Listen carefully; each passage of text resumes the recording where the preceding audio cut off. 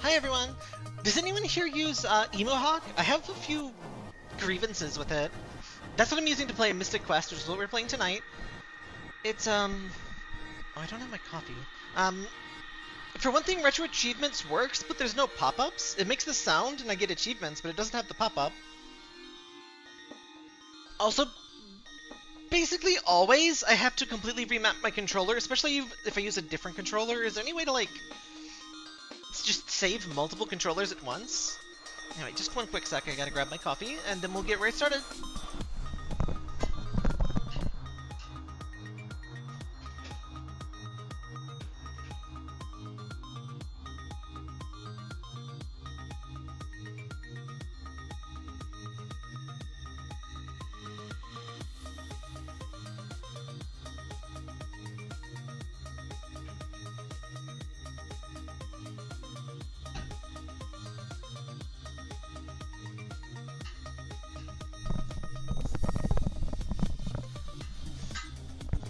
I opened the door to my office and both of my cats are already in here. It was open for like 1 second. Anyway. Alright, I need to do... a lot of cool stuff going on behind the scenes, but also I gotta get used to all my new stuff that I'm doing. Why is that not? Swords, please. You're really not supposed to be there.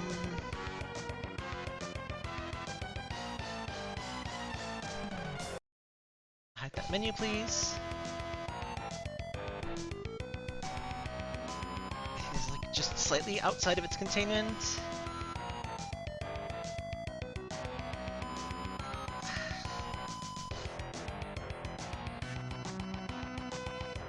Streaming things.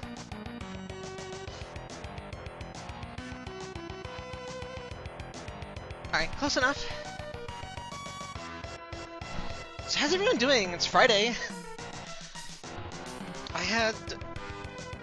It wasn't even bad sleep, I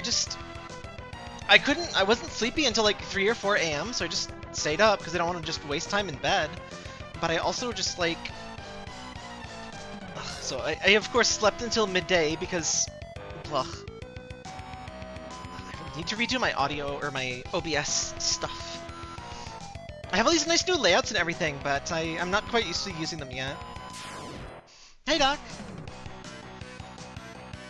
Oh, I completely forgot we got this guy, Ruben. Eh? Oh.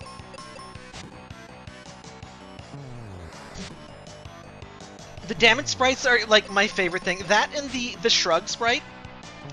So much is told just by this guy's shrug sprite. I love it.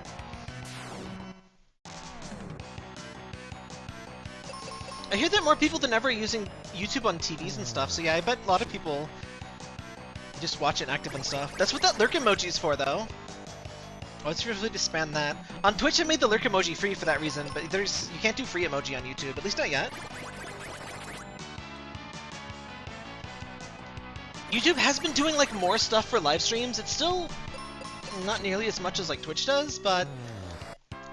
they're like adding a thing so you can get into the shorts feed. It kind of crops terribly, but like allegedly they'll be able to let you like adjust that later.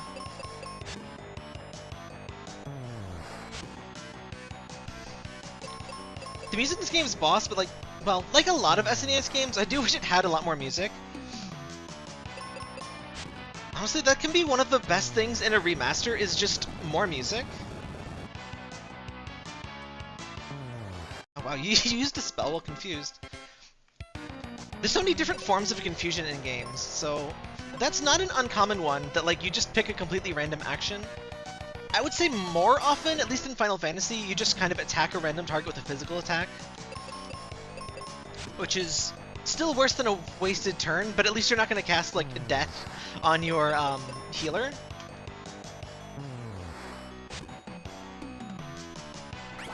So I've almost beaten Final Fantasy II for the Pixel Remaster. The remakes of Final Fantasy II almost fix nothing. It's really kind of surprising, but also the problems with Final Fantasy II are very, like, deep in the concept of the game. The Pixel Remaster does let you cheat and get, like, 4 times stat gains, and it lets you get HP every, like, 10 battles or something. Poor doggos. right. Yeah, almost done with Final Fantasy 2. Like, I can definitely see where they were going with it. It kind of tries to be, well, you know, Dungeons and Dragons thing. It's like a really early, really not good Elder Scrolls kind of thing, where like you start out terrible with every single kind of weapon, and like you got to use it a lot to use, you know, get better. And but it has this issue where if you want to get health, you have to lose health. So if you're not taking damage from enemies, you're not getting health. But then the game is so unbalanced that you can just wander into like enemies that kill you instantly. So you just have this moment where you're just like, all right, do I want to fight the enemies that kill me instantly, or do I want to fight the enemies that don't give me any experience because I kill them instantly? And so what a lot of people would do to grind is you just attack your own characters for like literally a couple hours. It's not very fun.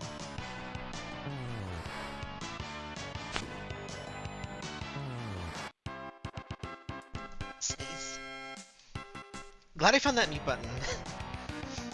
I haven't needed to use it too many times, but it is a lifesaver having a physical mute button on your headset.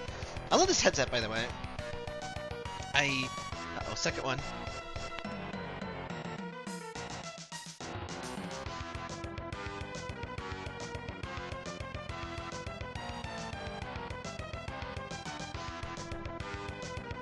I think I scared it off.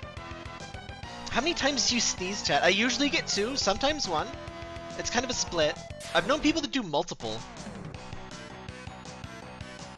Now, is this random encounters or is this... Oh, no, I bet this... I need, like, another item to see the encounters again. It's such a shame I didn't find that item in that last dungeon, but oh well.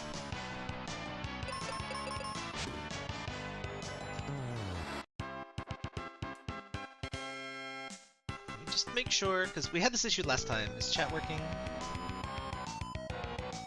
Yes, it is. Okay. I'm gonna have to change that background, especially because my own emoji don't show up quite as well. Please don't respawn. Okay, good. Early Final Fantasies, I mean, I guess how else do you do like a hidden passage? But they love just having you walk into like invisible stuff and you just kind of like mash around the D-pad to hope you go somewhere. Okay.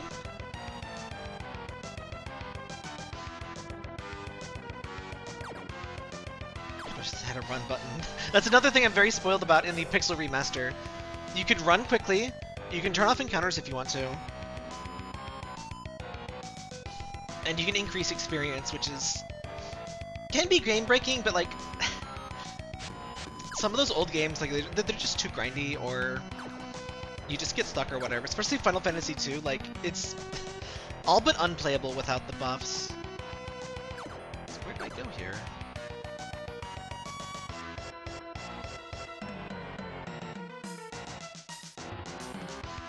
I feel like I have taken a wrong turn.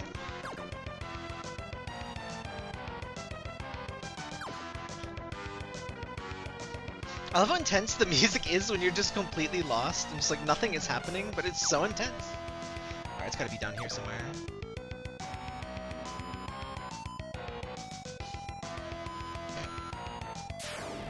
The enemies look so excited. Oh, do you get bald? Oh no, it's these guys. I love how enemies get bald in this. If you saw my thumbnail for the earlier parts, I'm finally getting caught up on posting the VODs, by the way, the videos on demand, like stream archives, whatever people call that. I notice everyone on Twitch calls them like the VODs, and like, but when I post VOD anywhere else, people are like, what the hell does that mean? So I don't know what to call them. But the previous streams, they should be all going live one at a time, so I don't like drown everybody out. But I did all my thumbnail stuff. I did all my love that sleep animation. I just kind of took a really big break from YouTube for like, I think it was a few months actually, just getting back into everything, taking things a little bit more, you know, slowly, more seriously, professionally, whatever you want to call it. I like the purple tongue too.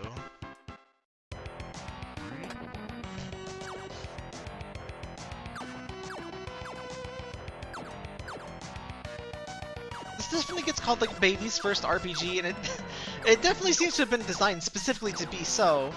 There are some things that are a bit silly about it.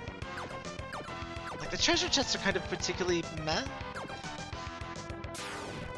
But it's got a lot of personality. It does have kind of the issue that pretty much every SNES and NES RPG... Well, actually, no.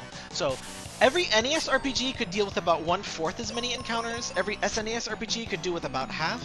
Same for PlayStation and... Well, it's not many RPGs for N64. I think there are literally 4 RPGs on the N64 in the US. There's Paper Mario, Ogre Battle, Quest 64, which we might play for a Kusoge Monday at some point. Quite a few Kusoge Mondays, actually. It's a pretty long game. I like Quest 64. It's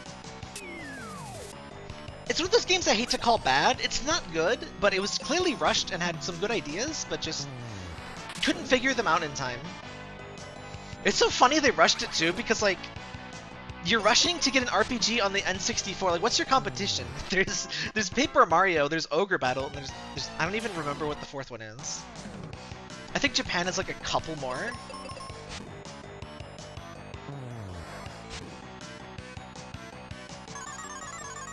And Quest 64 is one of the rare ones that it's harder in the US. They made it significantly easier in Japanese. Which is kind of welcome, but if you're a speedrunner, definitely play this Japanese version of that. For this channel, I'll definitely be playing the English one, but it almost barely matters. The game hardly has a story, honestly, but there's still menus and everything. It would still be a little bit of a pain to play in Japanese. It's kind of like Final Fantasy II, where like it had a pretty unique system for upgrading your attributes and everything, but it just doesn't quite all come together. I appreciate just being able to jump like an idiot at all times. Oh, and I actually kind of love that the boring treasures are in a boring treasure chest, so I can just ignore that, because I know it's not something unique.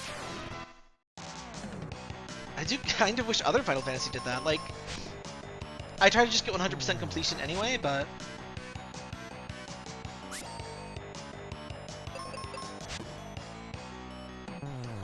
When do I get a mace? I want a mace. I am a mace, so I deserve one.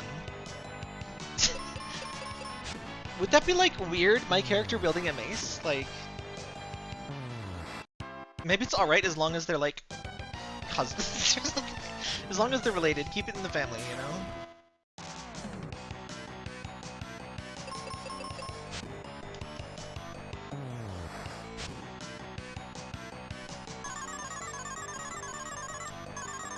So normally in old RPGs it was just a random thing, and like I don't know how you really balance that, but like, uh-oh.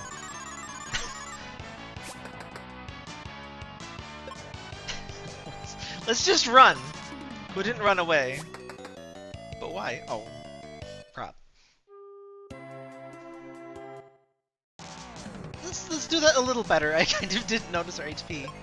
So do manual control for once. Oh, I completely forgot I got exit. That would be kind of good right now.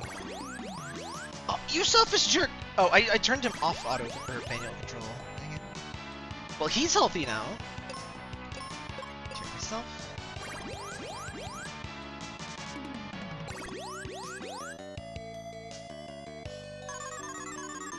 It just feels like to me, like, they manually put this many enemies, so clearly they expected you to encounter exactly this many, but it feels like a lot. See, I'm not a big fan of the final, or the... Like, the D&D battle system, it works to kind of avoid players overusing, like if you had MP in Dungeons & Dragons, all your players would just stock, like, Infinity Ethers or whatever. It forces them to think more strategically about spamming their abilities and stuff, but Final Fantasy spells aren't really strong enough to, like, having just 4 spells per day makes a lot of sense. Because generally 4 spells is going to kill, like, 2 to 1 enemies. Like, it's really not enough. I'm not a big fan of that in FF1. Especially since Final Fantasy 1 doesn't have, like, the places where you can use a tent right before a boss battle. Of course, by the very end, you can just buy a bunch of ethers and stuff, but... I'm just kind of funny because it kind of goes back to the same issue of, oh, just completely ignore the spells per day system then.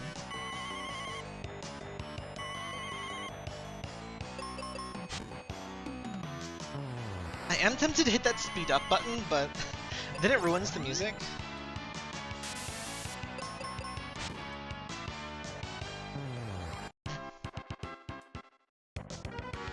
What you got? Oh. Get gas mask, I guess? Does that let us, like, see in the smoke, I'm guessing? If this was, Link Between... or not Link Between Worlds. Well, that one, too. Hey, Nick. If this was, A Link to the Past, our menu is almost full. Oh, okay, so we can see our guys now. That's what I expected.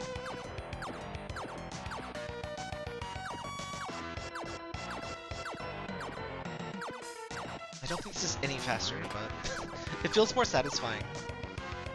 Bunny hop strats in an RPG, how rare is that? Oh, speaking of RPG, so, is anyone playing Arknight's Enfield? I think I'm turbo lost, by the way, or no, maybe I haven't gone up here. Because there's a living enemy. That is one really useful thing.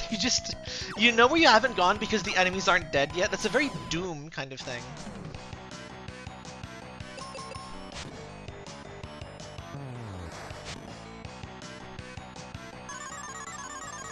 I'm thinking I'll stream Enfield, I'm just not sure when. It came out at like 9 PM last night, and I was like, I don't want to stream it then, but then I'm already streaming this now. I think we will eventually start streaming on the weekends, but I want to finish some other stuff up first, so I can focus on streaming. Still got a bit more going on behind the scenes than I would like.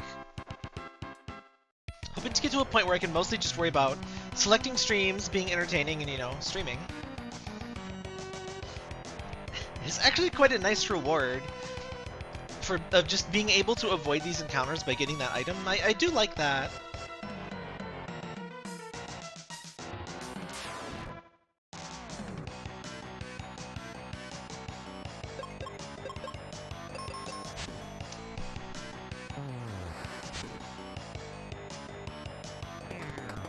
Oh, let me just... I don't think I used it for this stream. I think I used my... another thumbnail, so let me just show you.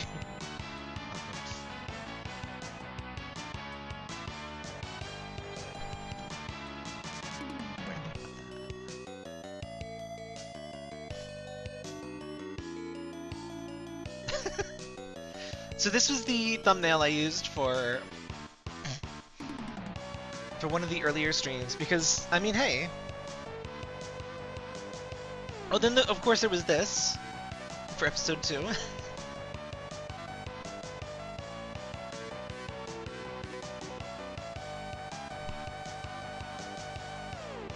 It's honestly just so rewarding to see your enemies become bald, for one thing, but just like the damage sprites.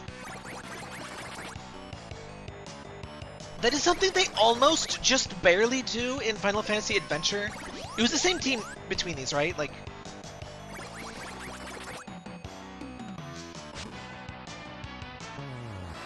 I'm just trying to remember the boss. I don't think it was Apollo, but there's like one boss in Final Fantasy Adventure 2 that, like, he freaking melts when you deal damage to him.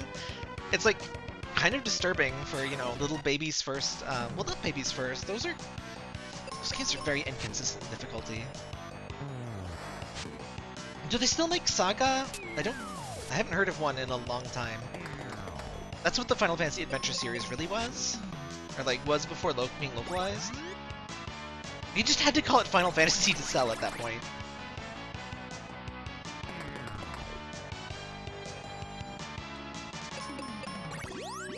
It's kind of interesting. For a while, you could just do whatever you wanted with localizations. Nobody would ever know.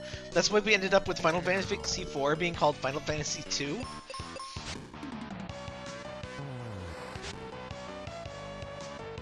So in the US, we had Final Fantasy I, which was 1, 2, which is 4, 3, which was 6, and then we had Final Fantasy VII, and everyone's like, what? Wait, how many Final Fantasies did we miss?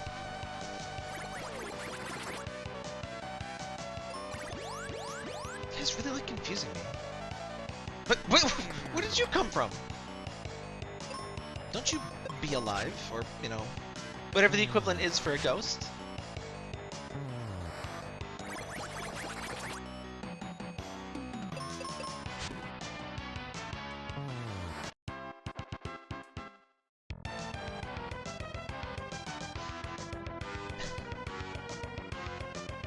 Also, just that gas mask was for like one screen. This kind of looks like a Snorlax and like a nice Serapi or something. It really does not look like a dog. I'm gonna risk it. I'm gonna actually use a spell. I keep saving them in case there's gonna be a ball. I keep saving them also because they're kind of weak.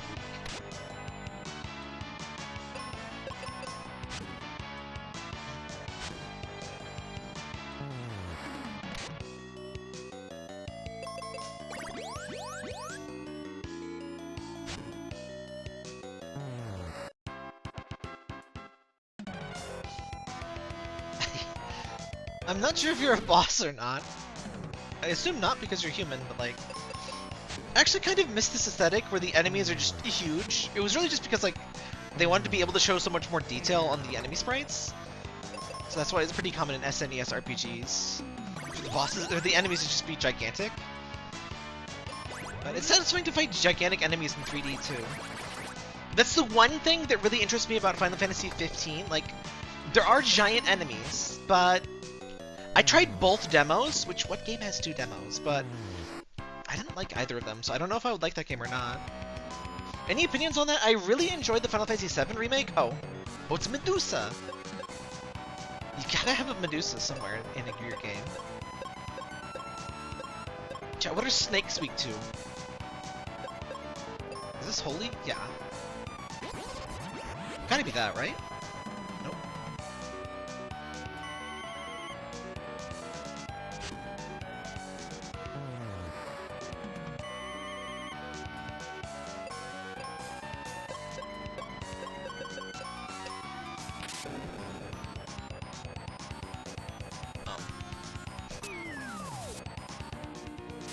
I do appreciate the super effective text. That's very... Oh, probably cold-blooded, right?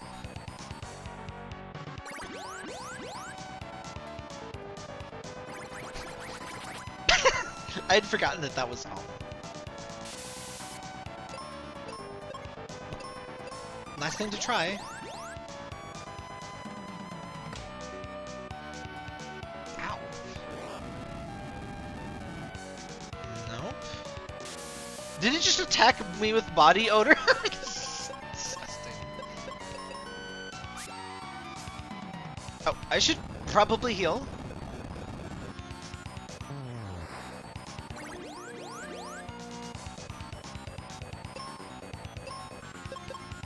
You get lulled into this false sense of security when you're playing a game like this, where you don't need to heal every battle, so you just kind of stop looking at your HP. And then when you do see your HP, it's like, oh, I'm dead. Oh. Buddy. Oh, dang. There you go, buddy. I saved all my spells for the boss that is completely resistant against spells, but... Oh no, he's just way stronger than me. That's not fair.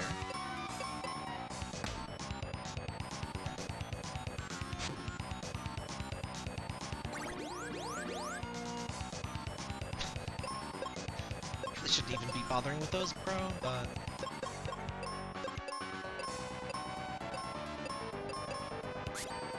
Can things be weak to sword and such in this? I think they can, right? It's just control you.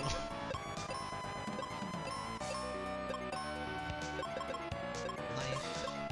It's like that.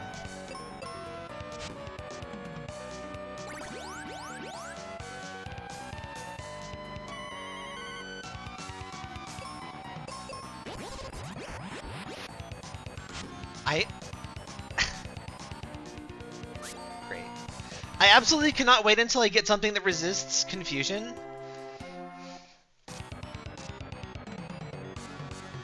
That has been such a huge problem this whole time.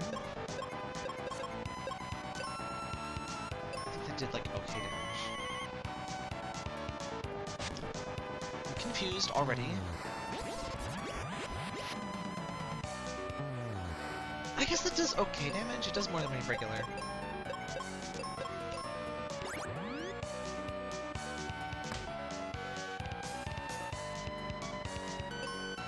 Oh, he just doesn't attack if he heals confusion. Jeez.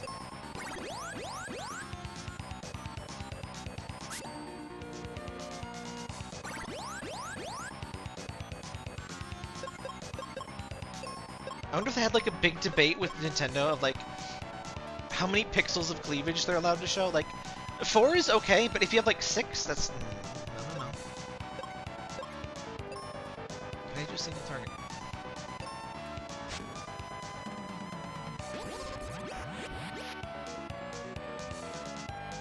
Oh, okay, so it's interesting. Go for it. So I guess this one actually does more damage the less targets it hits. Usually in Final Fantasy, multi-target attacks are just weaker, period.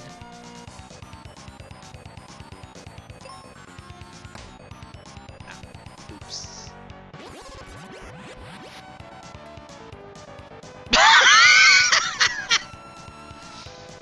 It's funny every time. It's always bald, but it's always good. Oh wait. Can't. How long does paralysis last in this one?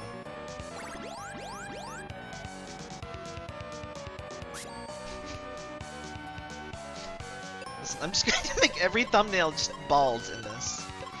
I don't have healed. Oh, I do have healed.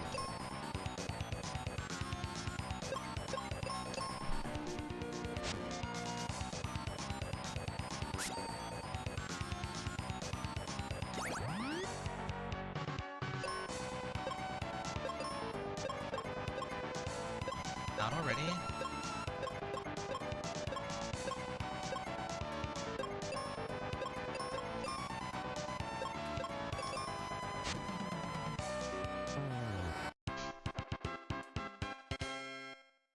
Talk about insult to injury.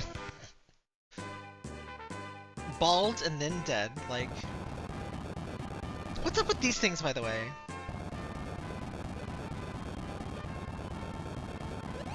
Is this a different one?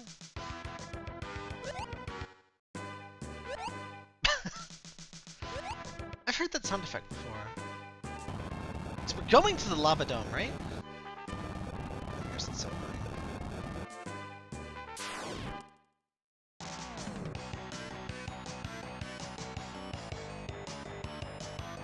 I'm gonna really quick see what the actual fast forward button is, so.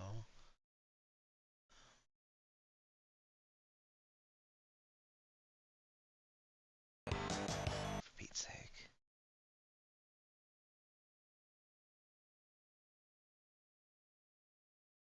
Hotkeys, I guess.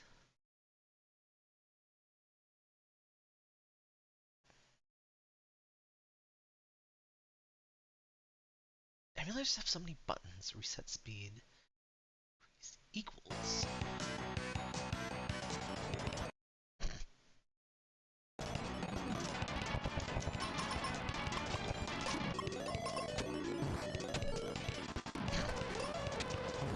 This is advanced gaming.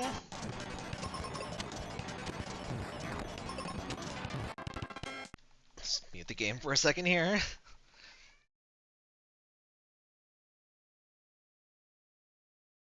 I kind of see where they're going with the battlefields. It doesn't feel very necessary, though. I think we fight plenty of enemies in the normal thing.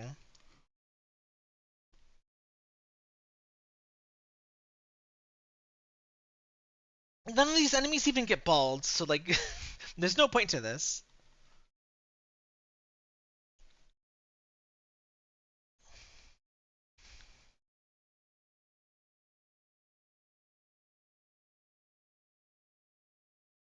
Oops. Why is confusion so deadly? I'm just gonna go back to town. Yeah, I'm sure with the guide you just like skip the ones because some of them give you unique items. I think most of them don't. I have no idea which are which, and so I'm just going through them all. Unfortunately, you can just hold the A button down. It's a feature I missed from Pixel Remaster, is you don't even have to hold anything down. You can do auto battle just by pressing a button, and it increases speed like 50% too. And it repeats your last action for each character. It's not necessarily just spamming attack. Gotta thank Chivo.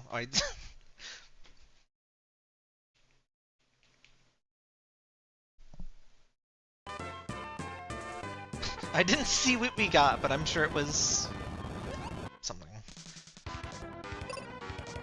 Oh. There we go. That's the right side. There's one battlefield that's done in the speedrun because you get a spell. I already have... Oh wait, no I don't... Or... Yeah, I already have most spells.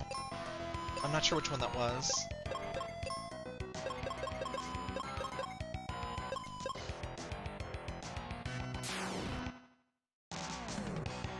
I just grinded them off screen last time because like there was a whole bunch of them I didn't do. And we got kind of owned by the ice golem because like everything was so easy and then bombed. The ice golem, I had no spells with the ice golem and like I was like, oh, I probably shouldn't have It's an adorable ninja. It's like I probably shouldn't have avoided every fight. They're almost foot soldiers.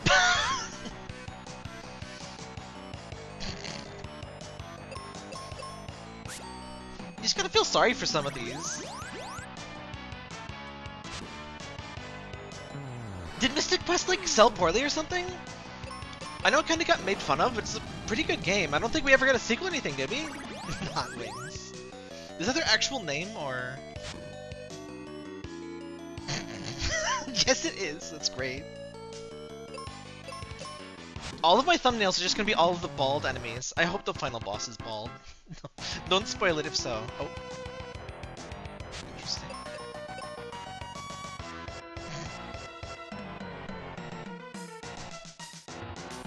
Hello, so you're not supposed to be in here. I moved my entire office into like an area I could keep the cats out of, and here they are. I have her mostly corralled. Fangfire. Secret, like, cat corralling tip, by the way. I think the axe is my best. Put, like, a cat bed, or even, like, a square blanket, or anything square, on elevated space, and they love that.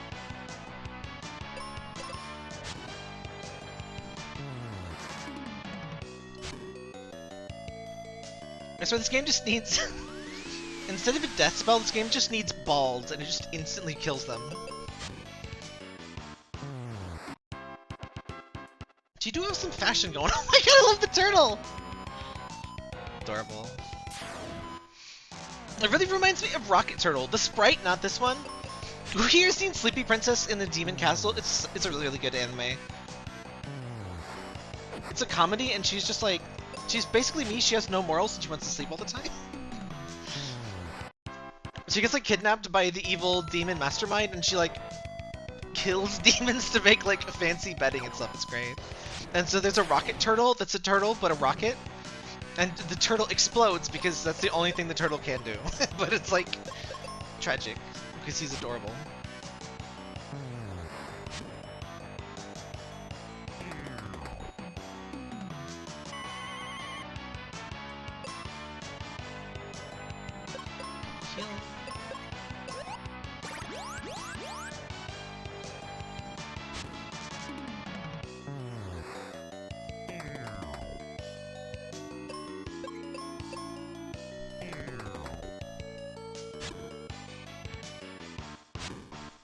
I was about to ask, is this guy supposed to be an Oni or a Genie or I guess kind of both?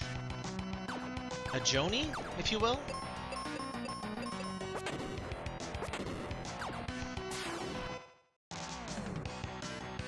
Oh, isn't it a little quip to be getting a palette swap of you?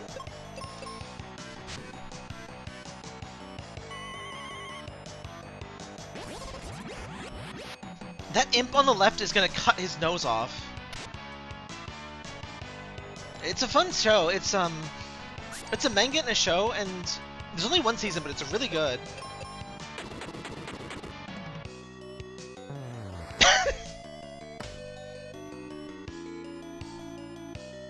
Oops. I just realized I've been making stream markers instead of screenshots.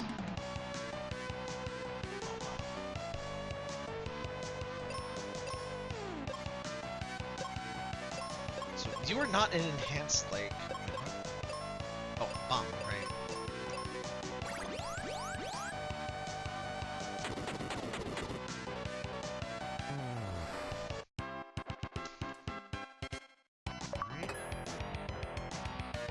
Didn't I already... Oh, no!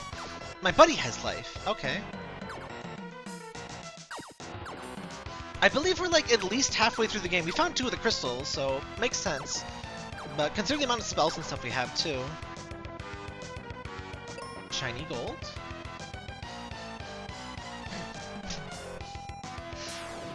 Love the animations.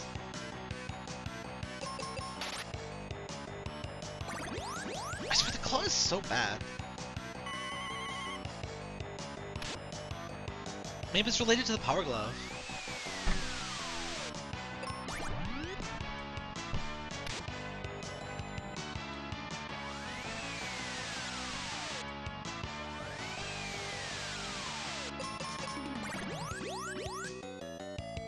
So I've been having the worst sleep lately, or just like I don't get tired, and then I end up sleeping late, and then just my clock is just completely off.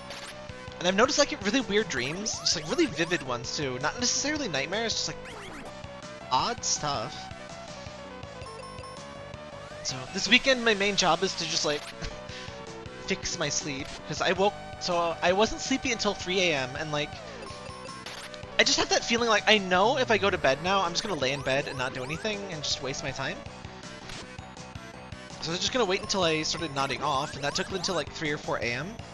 So then I slept until noon, which is like not ideal. I'm finally feeling awake by now, but... Is that just... Okay. Need something else for that.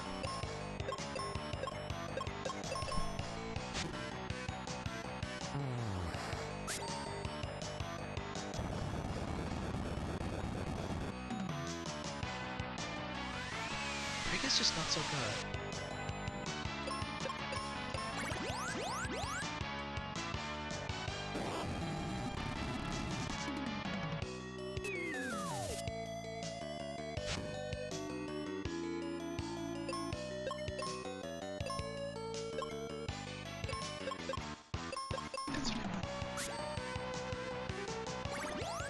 Beautiful bald buddies.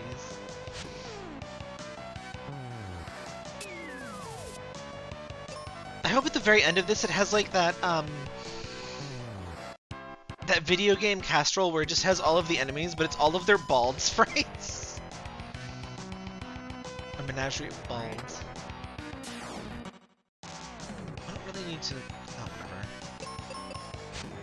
It's just one.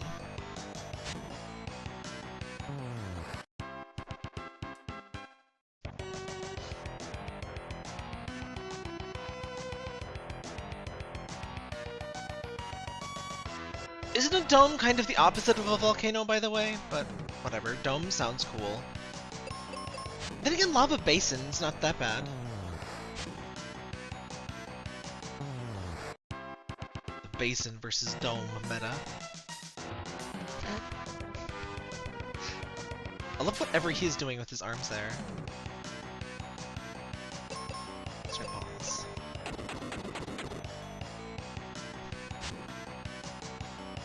I cannot wait for the next story thing to happen, because I know just somebody's going to tell me to do something insane, and then my guy's just going to shrug, and then the cutscene will end.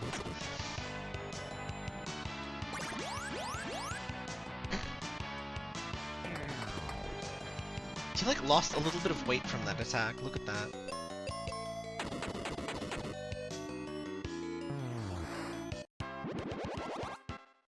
Why don't we get a little level up? Oh. I don't need these, but whatever, too late.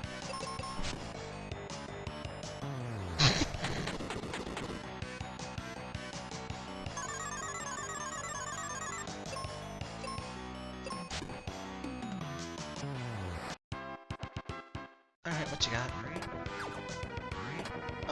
Oh, I'll take that.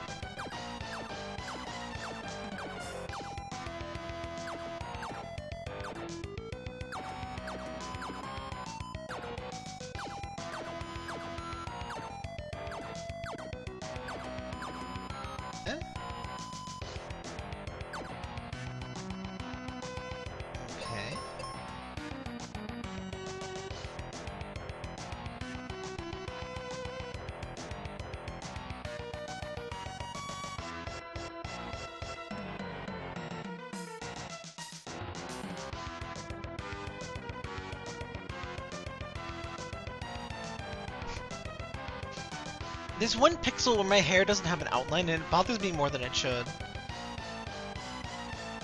Like, what are you gonna do with this many pixels? But I love hot wings.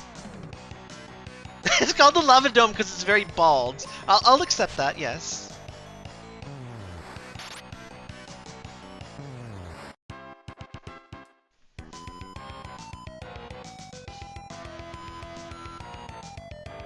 So if a mountain is not like snow-capped, it's bald. Is that? I think that's how that works.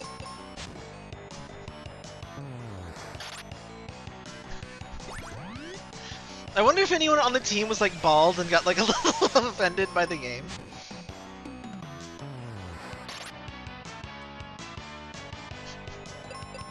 The transition back into like the bat and snake is a really fun one too.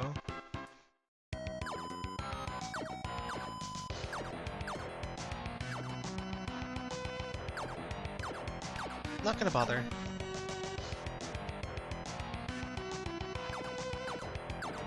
Come back when you got a unique treasure chest.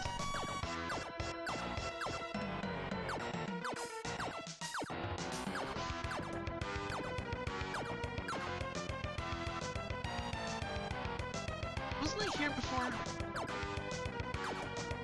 No, I don't think so. Oh, I do think so. Crap.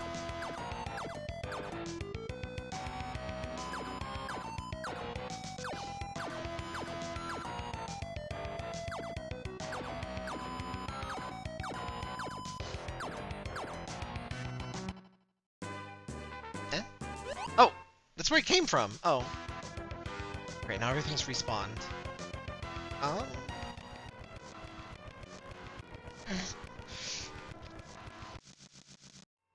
Just gonna quietly drag that back so everything doesn't respawn.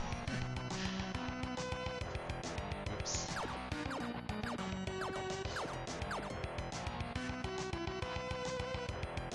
I kind of forgot I was supposed to be climbing down.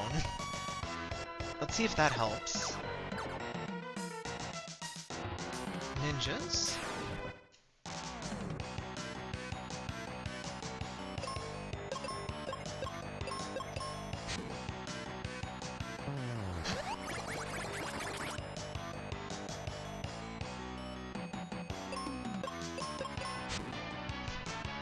In some of the older Final Fantasy games, they seem to like go with heated stuff being strong against ice, which honestly makes more sense, but I'm so used to ice being strong against fire stuff now.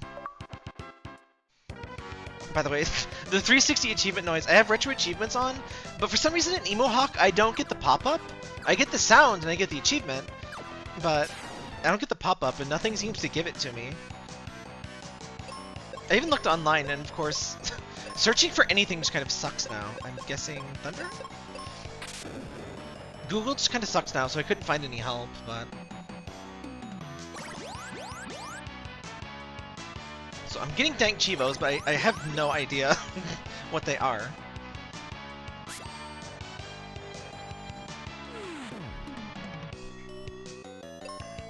That was a good neck crack. I doubt you could hear it, but... I kind of love and hate how isolated this microphone is, so do not go up there.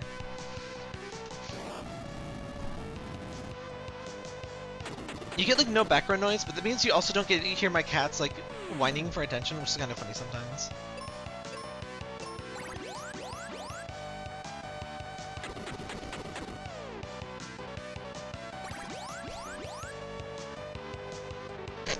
It unbolted! It's got that Rogaine. I guess it should, it's like a pseudo Phoenix.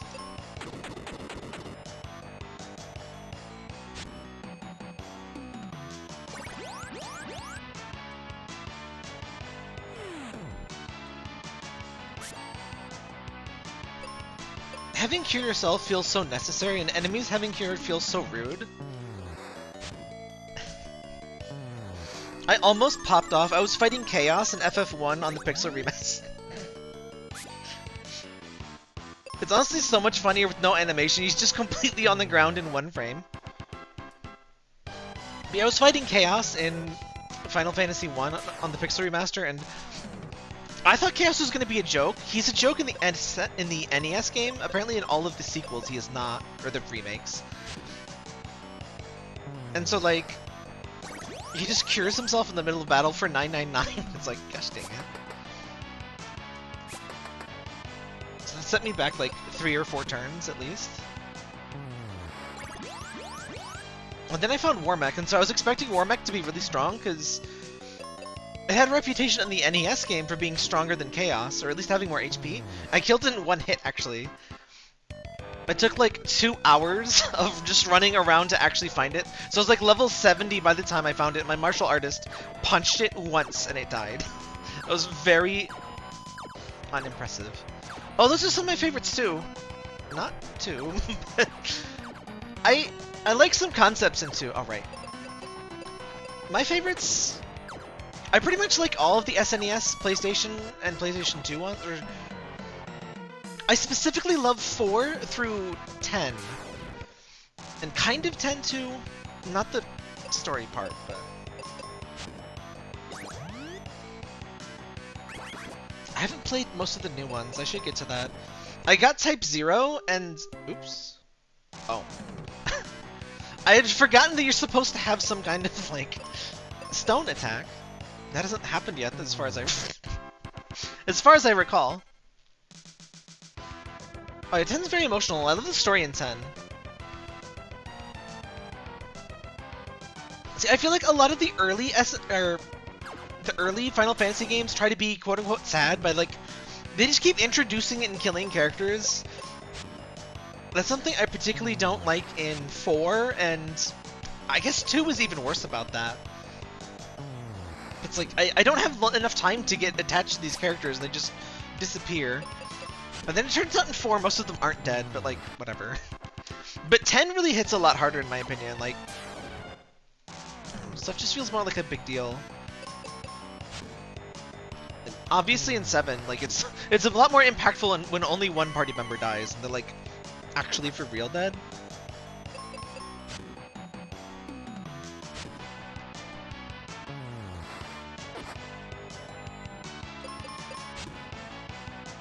I would say like 6 through 10 is the strongest Final Fantasy ever was. Especially on PlayStation 1, they were just going crazy. Like, not everyone likes 8. Some people don't like 9. I love 9. It was a really weird time for Final Fantasy. Apparently people were really bitching that like 7 and 8 were more like quote-unquote modern. Like, you go to freaking Skyforce and fight a bunch of robots in Final Fantasy 1. Like, it's always had a little bit of that. I didn't mind 7 or 8 at all. I love both. If anything, going through 1 through 6, I'm like so tired of castles. In the Pixel Remaster, I'm kind of noticing like all of these games are just, I'm going through all of these castles and talking to all of these kings. It's like, find a different plot, please. 4 and 5 are particularly bad about that. You're constantly talking to kings every like 5 minutes.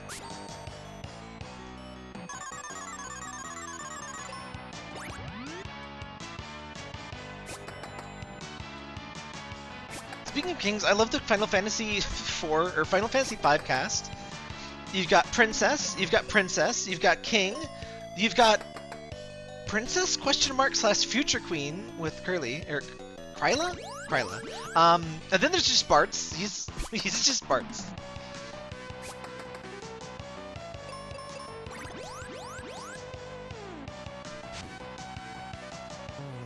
This game basically doesn't have a story, so I mean the crystals are there. Something bad happens, we're gonna fight him. So you can't pick boy or girl, which was pretty uncommon at this point. So it's average for an SNES game.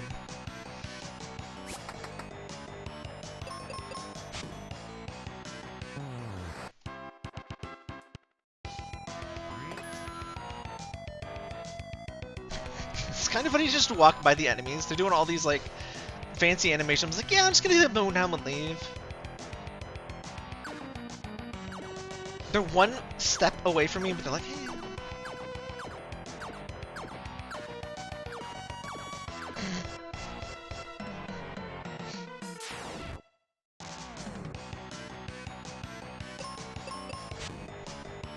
So formations like that are really annoying if you don't have the item that shows the spawns, but...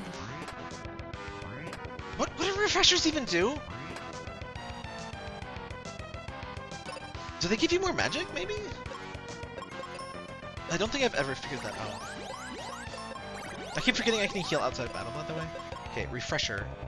I don't know.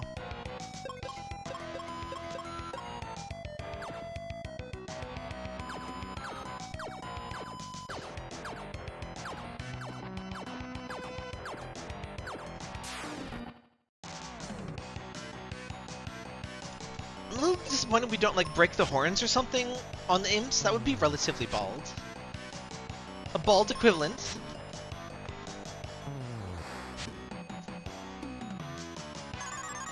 Gotta get your bald equivalency diploma.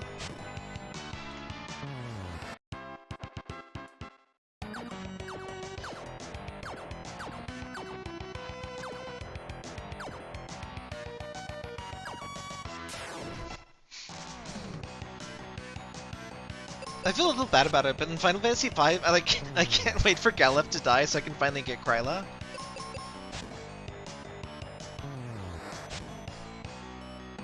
I usually just prefer having parties full of girls, and also her outfits are way cuter.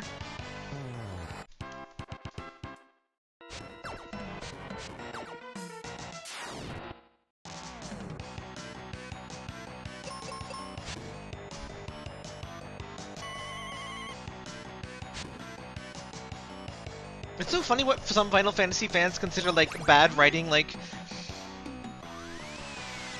obviously Necron just comes out of absolutely nowhere in Final Fantasy IX, and I think that actually was some kind of like weird development thing, because it's pretty clear that Hades was supposed to be the final boss. I'm also not sure how that would have worked either, but if you look at the set, like it's clearly designed for Hades, like the final arena. But the final boss coming out of absolutely nowhere is a very classic Final Fantasy trope. Like, I had no idea what the hell was going on in Final Fantasy III. The Cloud of Darkness is just like here, and it's like, who is this? Zero Mus is kind of like, I mean, you kind of hear about him, but like you don't see him until it's like, oh, final boss time. What the fuck are you? Like a giant shrimp monster? Okay.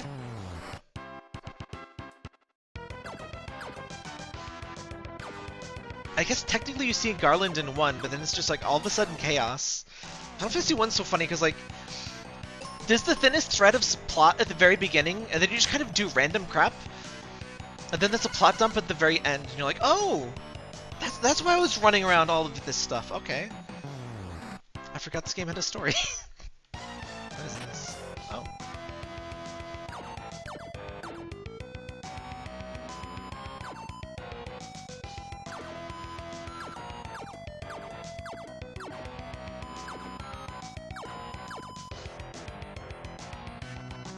Honestly, it's the low amount of story that really keeps me out of Final Fantasy 1 through 3. Like, I just really like... With 4, they started going so much more character-driven. It's hard... These boys. I guess it was mostly due to the, you know, pick-your-own character kind of deal, but... To me, Final Fantasy is all those, like, insane moments in Final Fantasy, like... 7 and 8 where you're like, you know, you're going to prison, you're doing all this wacky crap. Barrett has a gun for an arm. It's like, you're just a bunch of wacky people fighting gods and stuff. Like,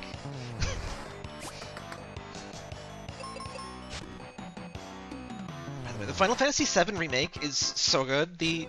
I was super skeptical. I didn't even get it for a couple years. The voice actors they got, especially for Barrett is so good. I don't dislike any of the main cast's, like, voice actors. They're really, in English, too. I've never even heard the Japanese ones. And Barrett and, like, everyone that isn't Cloud gets so much more story and, like, you know, dialogue time. I like Final Fantasy VII, but it kind of forgets most of the cast exists. Like, Tifa and Ares get, like, a good amount. Cloud, you know, gets everything. You know, Barrett kind of comes in and out. Vincent is literally just there. Yuffie is almost literally just there. Yuffie does so much more in the remake. And she's super fun, too. I love Yuffie in the remake. She was already one of my favorite characters, but now, like, she actually does things. This is backwards, right? Yeah.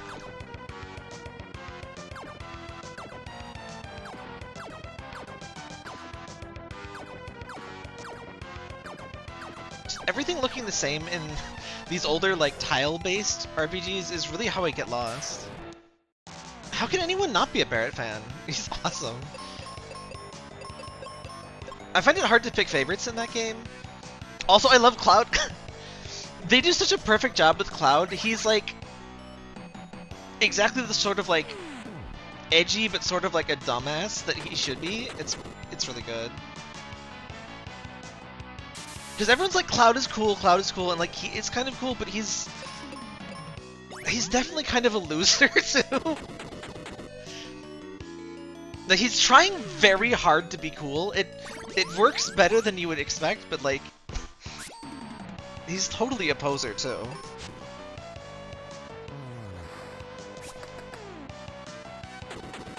Literally a poser, but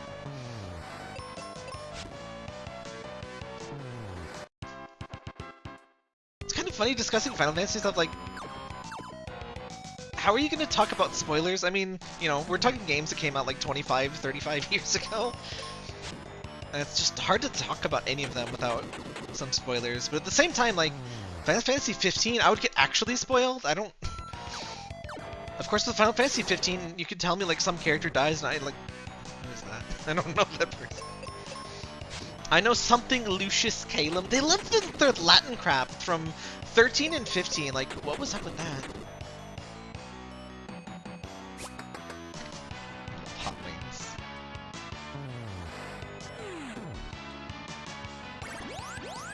It's not quite my favorite sprite, but it's definitely my favorite name so far.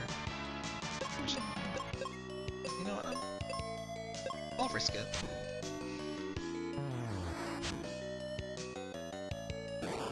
Yeah, I would say in the new one, Barrett is probably my favorite, followed by closely by Yuffie.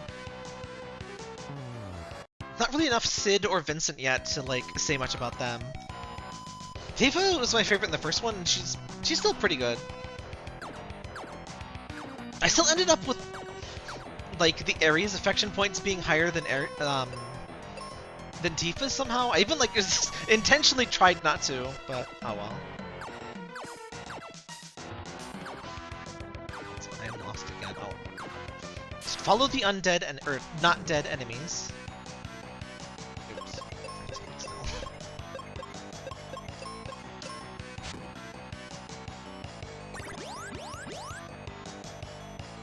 The healing after every battle, that is a reflex I had when playing the original Final Fantasy games, but like, it's not as much of a thing in modern ones, so I kind of forget to.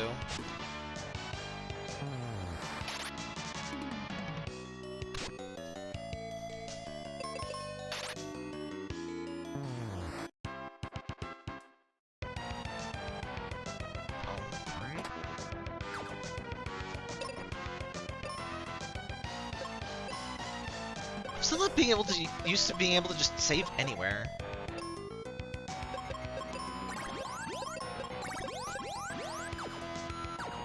Even though you can literally do that with the quick save in Pixel Remaster, but like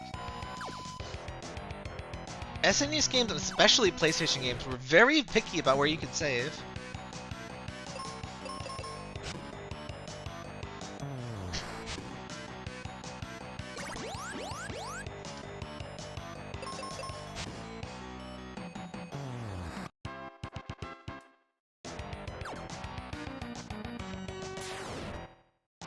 My favorite thing about the Final Fantasy VII Remake, so they split into 3 games, which everyone was really skeptical about.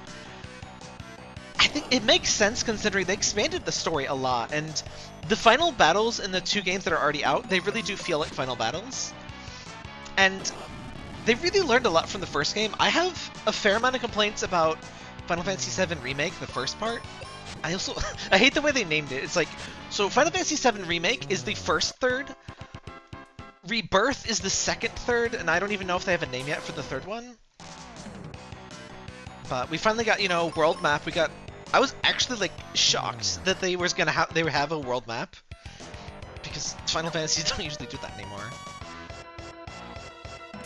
I guess kind of like 15. It's not really a world map. It's, you know, it's an open world thing, but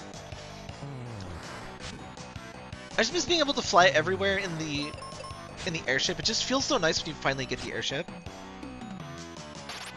And then those weird little islands you can land on and see if there's like rare encounters, if there's some kind of like special side quest. Oh,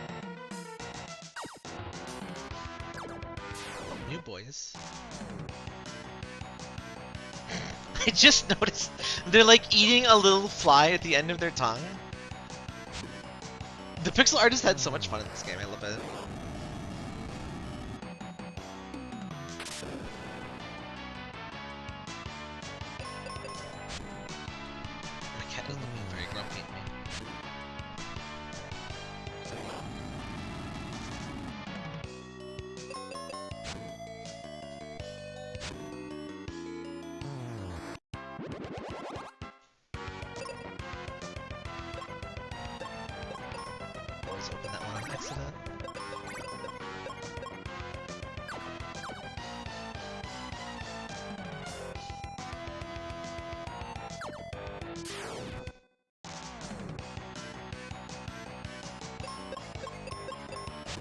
Does it make me want to finish the Final Fantasy Adventure games? I got to the very end of Adventure 2. I could never beat the final boss. It's really hard. Those are interesting ones. There's not a lot of story, but it's got a fair amount of personality. Very unusual leveling systems. Very... the mechanics in general, it's...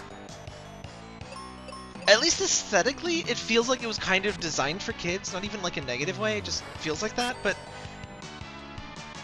the mechanics and stuff are very, very opaque, and just like getting strong enough to beat stuff can be very hard. Because there's not like a traditional experience system where you can just like grind up past difficult stuff. You kind of got to do the right thing and get the right powers and stuff. That or just get a robot and just like put all the most expensive parts on it. That's what I did. And that works for the entire game up until the final boss. And then I was like, oh.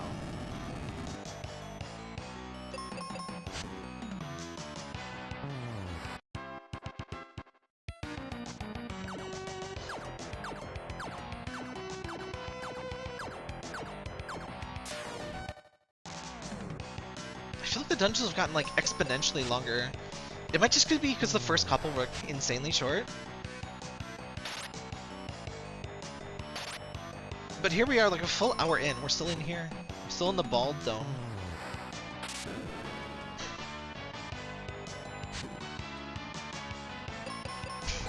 So sad.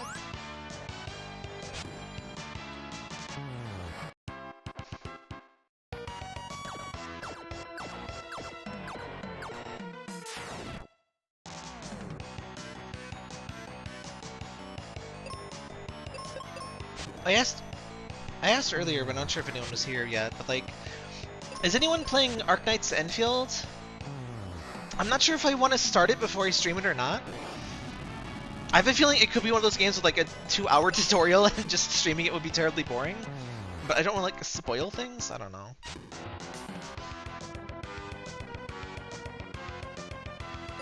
I'm coming more around to the idea I don't really need to play stuff blind for it to be interesting, but at the same time that's kind of what I still usually do for, at least for retro stuff, because what I've been doing for the retro game streams is like, I just pick cool looking games that I have never, I'd never played as a kid, and it's like, free content plus I get to play a game I didn't.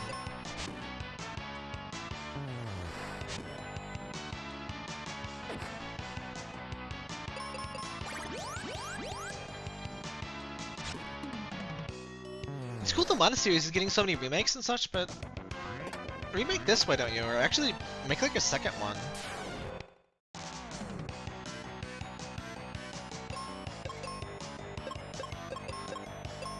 Is that Legend of Mana remake good?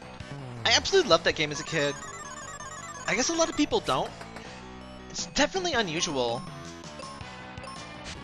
And if you want to get everything, you kind of need a guide. But it lets you be a girl, which I think is half the reason I liked it, and you also get a lot of freedom in like what you choose, because you can like, all the different weapons work differently, and it's, I'm not sure, it probably wasn't my first real-time RPG, but pretty close.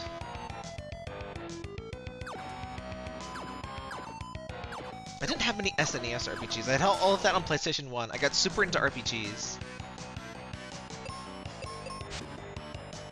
Though I never had Wild Arms. Wild Arms is fantastic. I had never heard of it until it came out on PSP. Highly recommend like all of those.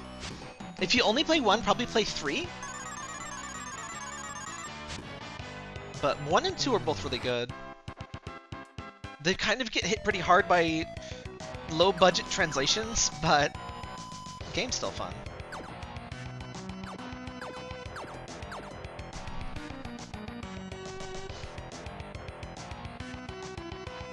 Will I die if I hug streamer? Not if you're not weak.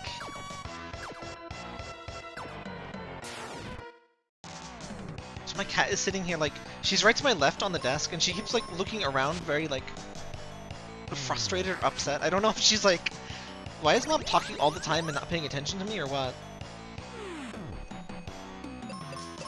I at least think that's why cats go nuts when I stream, because I'm talking all the time and usually I'm either like talking to another person or I'm talking to them.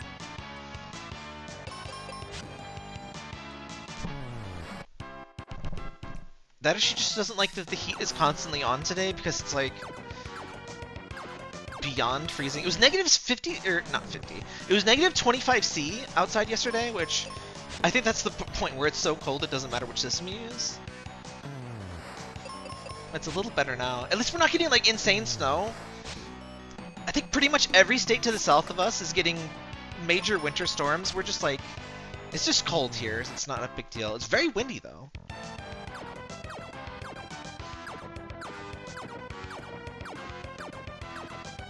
I need more art of my character. I am getting a VTuber model. It's... My designer is wonderful, she's just not like a full-time artist and just ended up busy, so... Still hoping to have that pretty soon. That's what I meant this whole layout for and everything. I don't usually like layouts, honestly, but... When you're a VTuber, you kind of have to, or you're just going to cover like a bunch of the screen.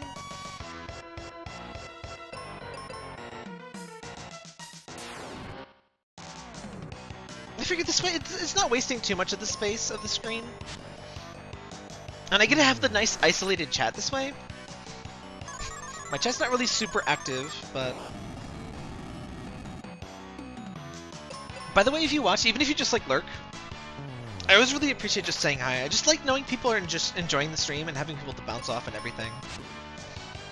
Like, I would rather have one chatter than like 100 viewers, like honestly.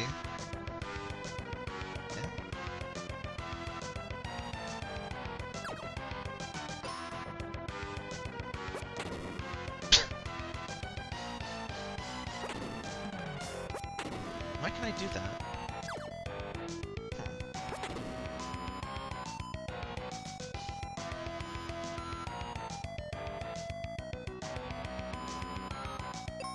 get that one.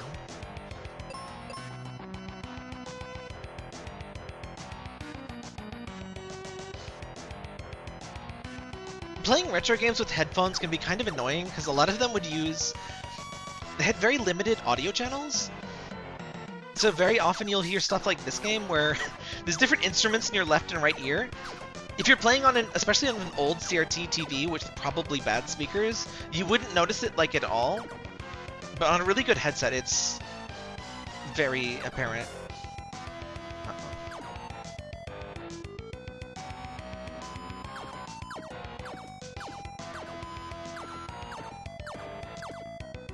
This is such a maze.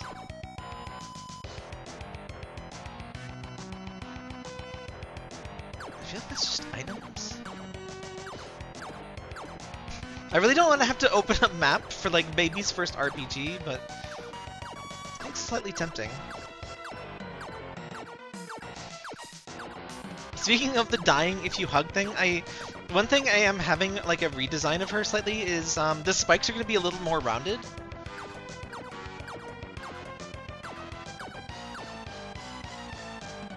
I wonder look like, I don't know, a little safe to touch, I guess. Okay, there, I have to get down there.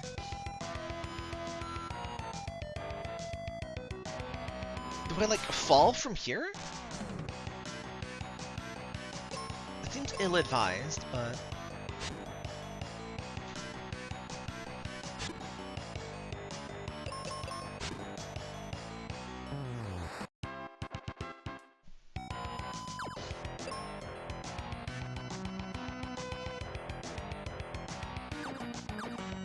I always get a little spooked by like the one-way paths. Have we been here? Definitely.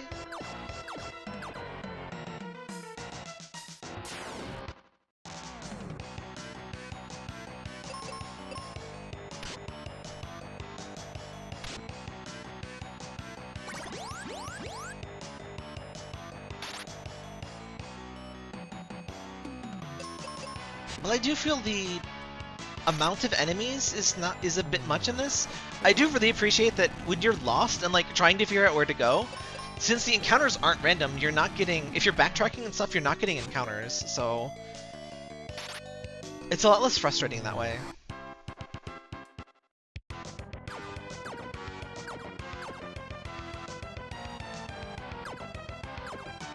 I don't particularly mind random encounters myself, but I kind of like a mix of things. Like, Earthbound's system is really fun, but it wouldn't feel, you know, special if you weren't used to doing random encounters. I don't think I've been in here before. Oh.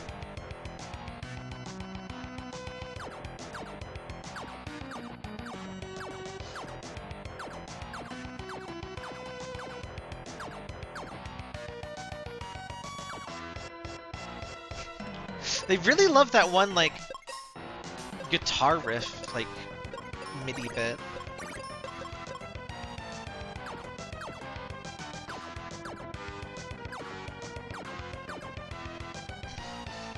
It just looks so goofy.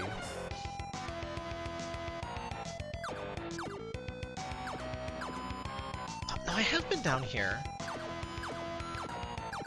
I think this wraps horizontally.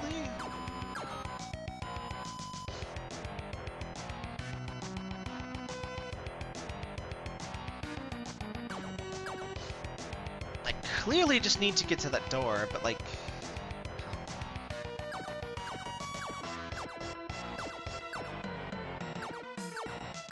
When my designer's done with the VTuber model, I'll probably have her kind of retouch some of my existing art to round the spikes a little bit. I don't think that would be too hard. Not something I can do myself, but she probably can.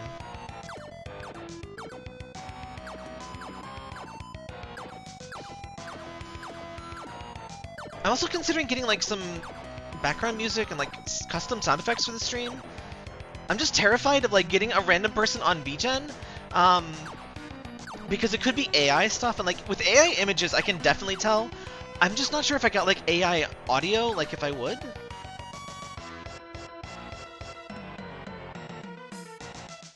BizHawk has a message on the bottom left. I haven't seen one. Oh, go all the way down here. I do see if I get them in RetroArch, which I hate that thing. I close it on accident at least once a day. I always try to use the mouse, and I don't know why that doesn't work. It forgets my controllers all the time. It's just, and I never got netplay working. So I'm currently using BizHawk. Seems good enough.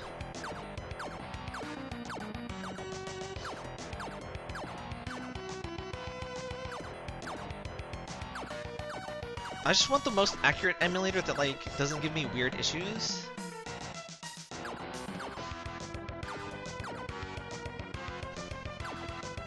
I do need to rebuild my retro collection, but I'm not sure how to, like, stream any of that. I would at least need, like, a FrameMeister, or things would just kind of look like crap. Because S-Video, or not S-Video even, composite? Yeah, composite output just... It looks like crap even if it's not on a bad CRT. The audio output is just bad and analog. I am totally lost. Save me, turtle. I give up. I'm actually going to look up a map. Is this one of those games that came with a map? Because Earthbound came with like a strategy guide for the full game, and I think Final Fantasy 1 came with a full-sized map in the US, but not in Japanese.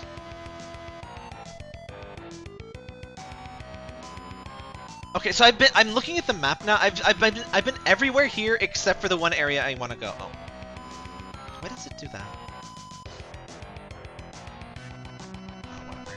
Okay, so I need to go to Q.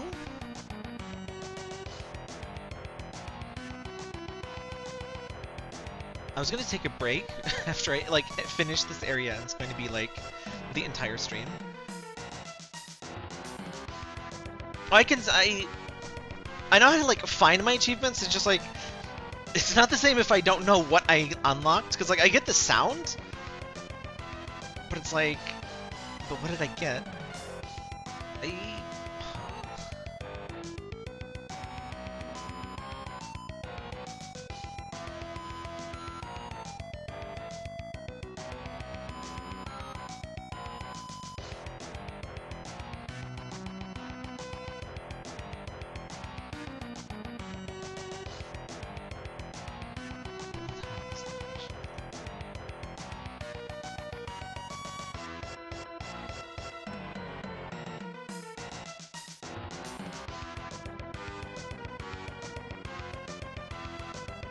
So even with the map, this is very confusing.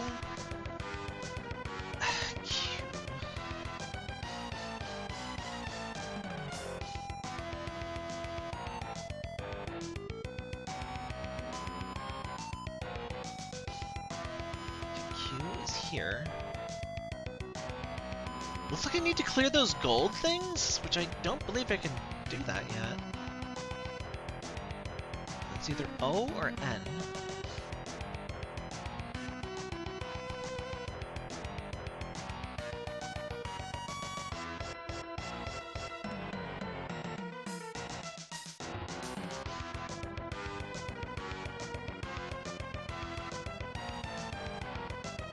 I think I need to get to this, like, jumping puzzle?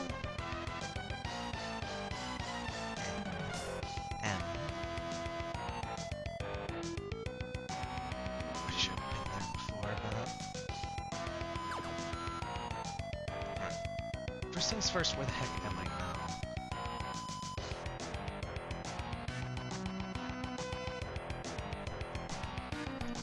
I think I am in A.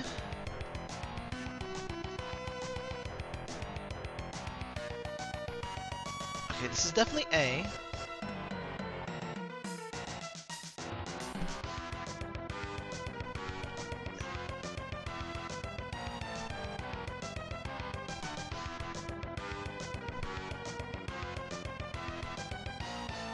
I think I need to get to M.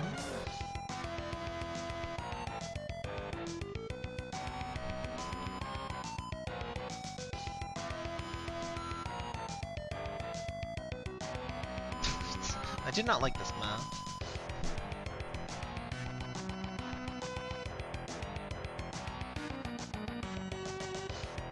Yeah, this would be so much worse with random encounters, but it's still a bit much without them, honestly.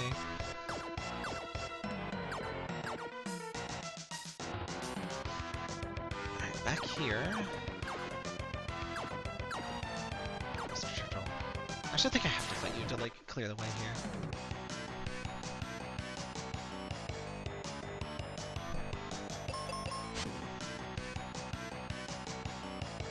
So this room is I and J.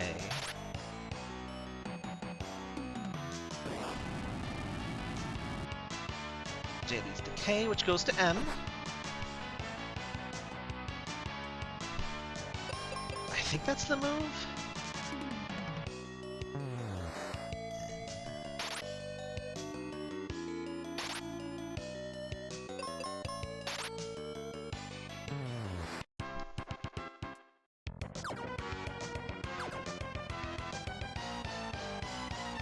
Oh.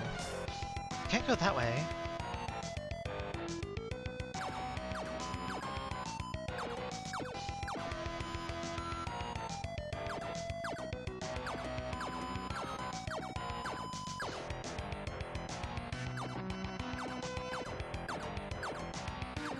I've somehow managed to go literally everywhere I need to go except the one place I need to. I think I've been everywhere else at least 3 times.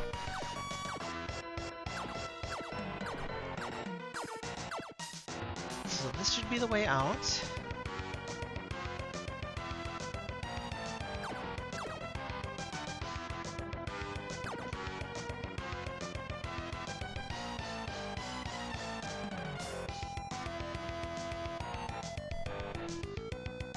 That was K.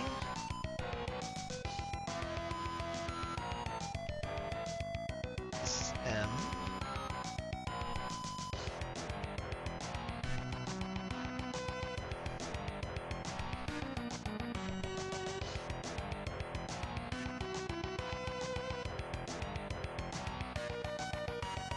So I have been here. Because there's supposed to be an enemy there, but he's dead.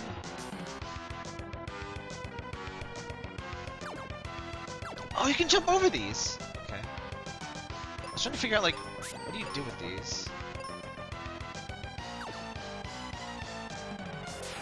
Okay, I think I ignored this jumping puzzle. That was my entire downfall.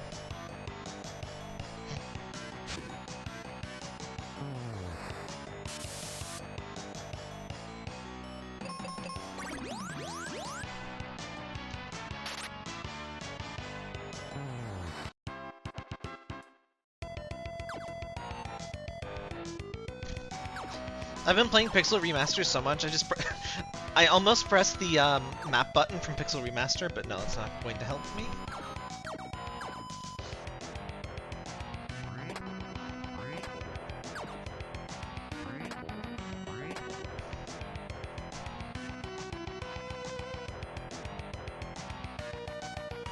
By the way, solely the map feature is just such an improvement in Pixel Remaster. Especially for like the NES games, but it also tells you how many treasure chests you've gotten in an area. So if you're trying to 100%, it is so much easier with that. It's got the bestiary feature too. The PlayStation remakes or ports or whatever originally added that. Oh, hey, Doc.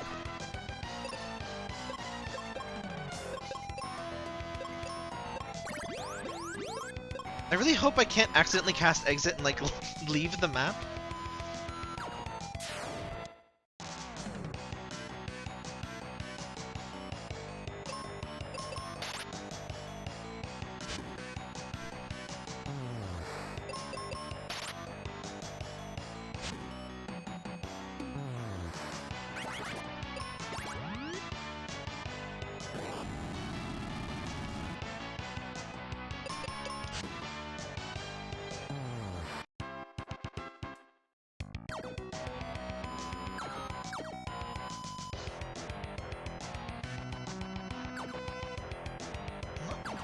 really sure what to do here, so we don't really need that. More hot wings. This game is making me hungry.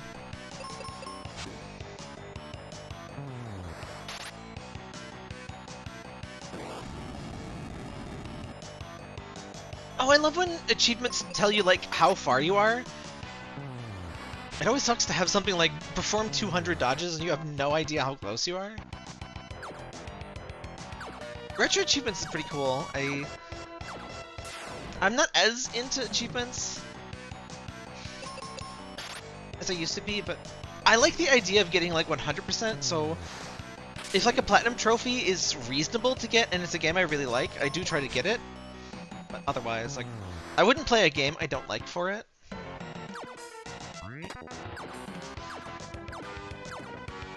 Okay, not that. That seems like a... okay. Oh, nope, never mind. See, this one room here is like a fun puzzle, but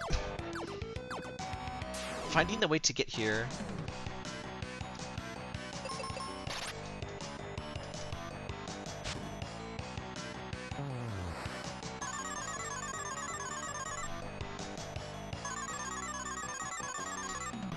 Oh, this sounds neat. I've been thinking of checking out more like fan games and ROM hacks and stuff lately.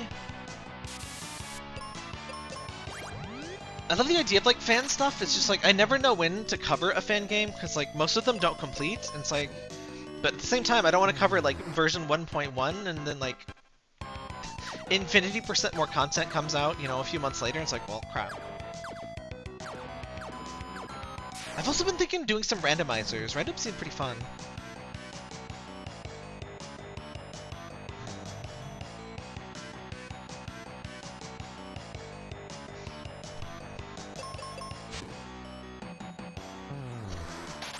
I regret deciding I would wait to take a break until I finished this dungeon. This was a very large dungeon.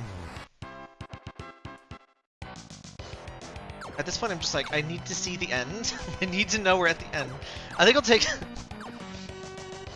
Should I be mean and take a break right before the final boss? Let's see. You know what? I was gonna take a break right now.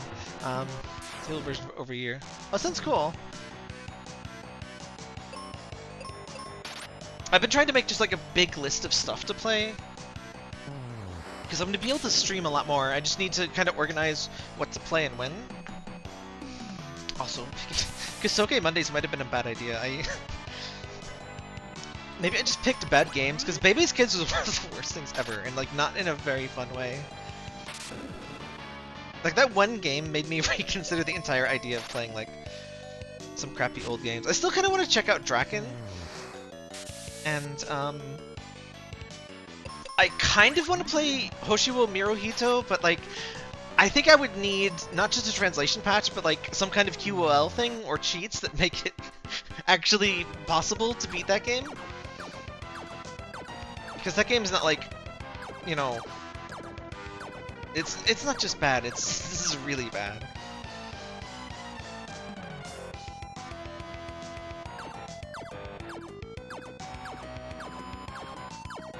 Like, I've heard of a few speedrunners of that game. Like, they've never completed it casually because the game is just all but non-functional.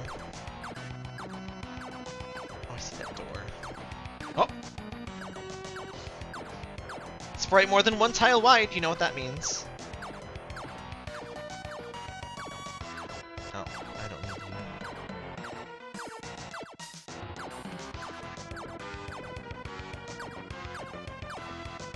Hang on, I'm confused. Oh wait, I didn't go this way, so what's this way? Okay. Just a second here, be right back.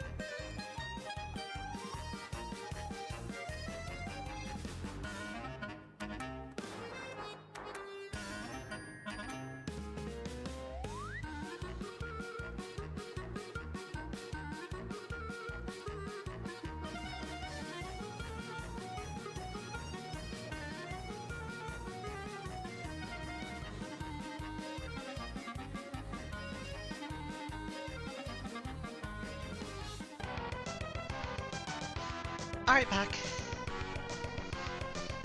Taking breaks is good for you, by the way, so... There's actually a lot of reasons I take a break, about every hour. For one thing, it's good to, like, focus your eyes at a different distance every some amount of minutes. Also just to take breaks from my voice, because voice training is really hard. And... just, like, standing up, that's the thing, too. You should move a little bit. Feel free to take a break with me. Hi, Shine! I don't know what the cat's...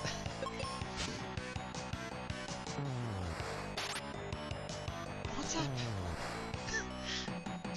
These headphones are noise cancelling. I don't know if you can hear my cat bitching. Oh, sorry. I don't know if you can hear my cat bitching at me. You probably can't. But, like, I'm looking at him and he's, like, meowing just completely silently because there's so good at noise cancelling. I think they're, like, weirded out by the heat being on this long or something. I don't know. It's so dry, though.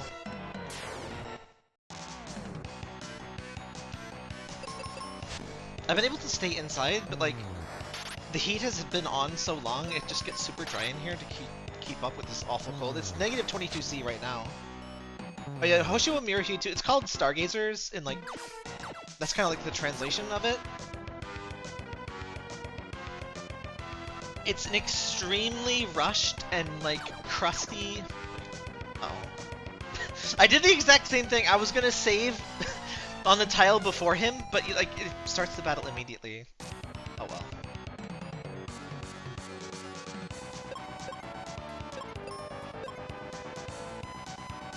I should have saved first, of course.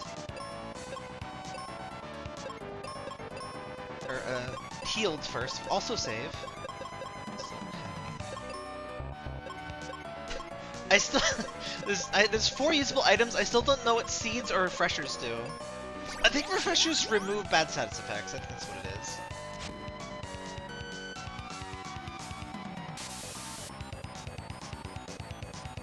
It's funny how like the easy baby mode things are so much less clear. Like it's refresher instead of like remedy. Like remedy, you know what that means?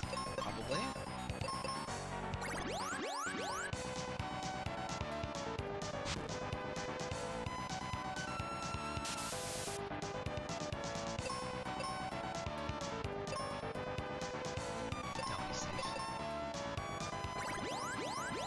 Do you want to know what seeds do?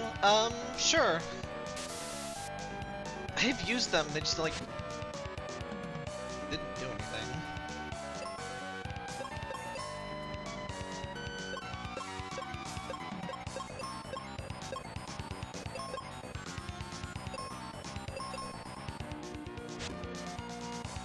Oh, they're an ether, okay. I was wondering if this had ethers. Spells, if I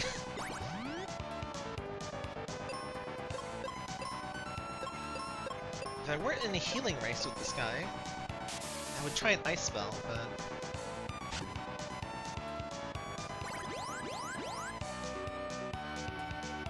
This is one of the reasons I don't tend to enjoy, like, really low party count games. I feel like 3 or 4 is the most, or the fewest you can have in a turn-based RPG that, like, works well, and since, like,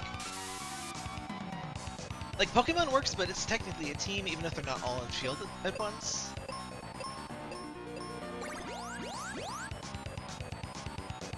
But it always sucks when you have one healer, and it's just like, they're gone, and you're just gone, too.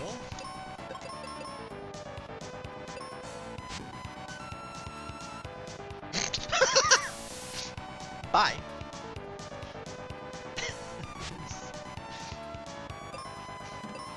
Honestly? Oh, life can heal? Really?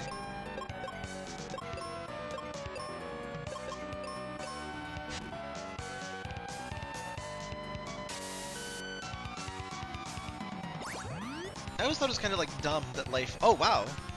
I always thought it was kind of dumb that life just does nothing. If it's like, if you've accidentally already healed someone. Oh, that means Ruben. Oh, I just realized that means Ruben could have been healing me the whole time, but oh well. I think he deals more damage than me anyway.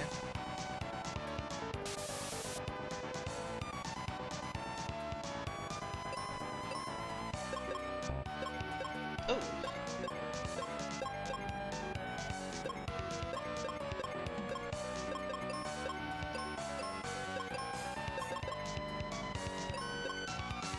Let's play it safe. Oh yeah, the manual! Oh yeah, I forgot to check out the manual. So, when doing these retro game streams, I'm trying to show off the manual, because a lot of stuff that seems like confusing and like, oh, how did you know about stuff like that? It's literally just in the manual, because you're expected to read that, and most re-releases and stuff just don't have a manual. Do any emulators like have a native thing to like locate and read the manual? That's one thing I loved about the PSP and PS3. The PS1 games on those consoles, they would come with a scan of the actual manual, possibly in full color, and you could just view it on your PSP.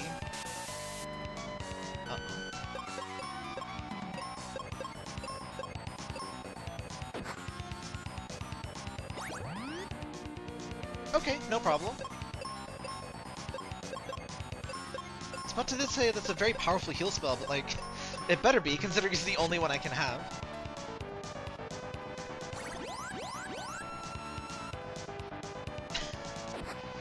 See, this stage seems like stronger than the previous stage, but...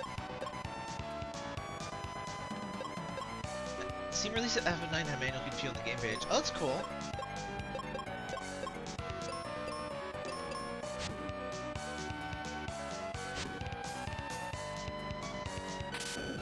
Like, tutorials became much more of a thing on PS1 and beyond, but there just really was no, like, room for it on NES, and most SNES games don't do it either. Just put it all in the manual. Not looking so hot, buddy.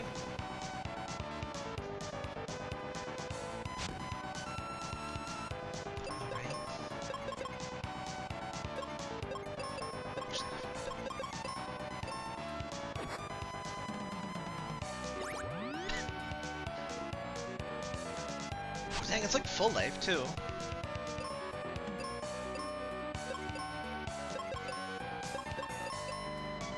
Like I said, I kind of miss life and full life and auto life as like spell names. It's now rise, arise, and I always forget the third one.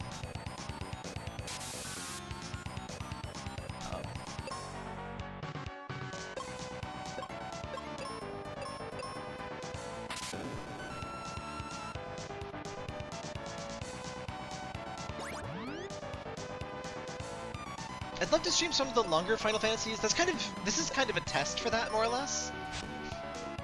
I also might check out the MMO.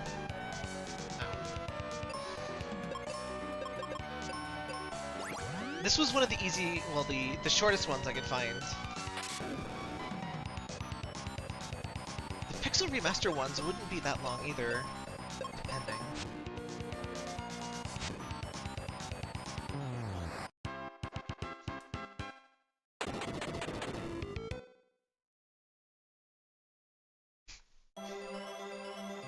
I've been playing Final Fantasy 2, so I'm seeing, like...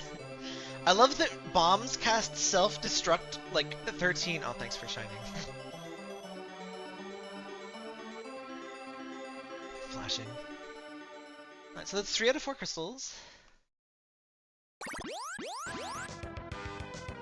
We did it. Crystal from Windia! I wonder which crystal that will be. Southeast of the Focus Tower.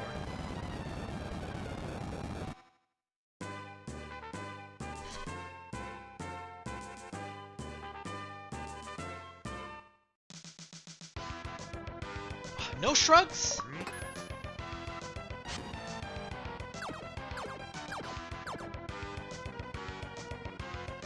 Quick escape.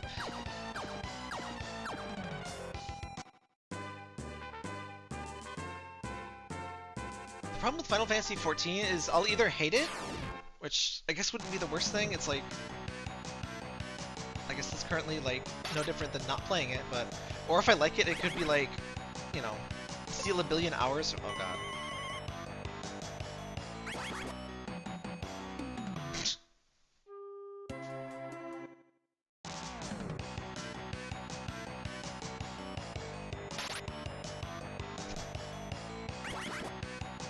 Stoned by Snoo Snoo. Oh.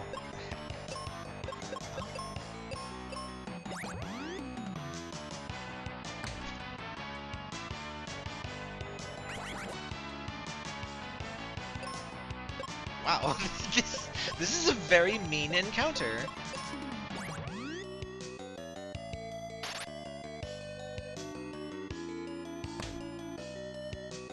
Okay, there we go. If I just take down one, pfft, balls. Oh. Oh, they counter too. Great.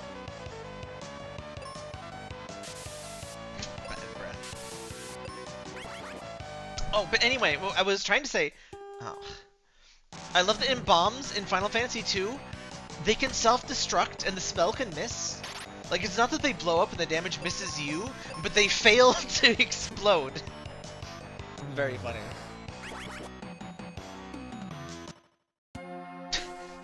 This is very mean. I'm guessing this is the thing that makes us resistant to petrify at some point.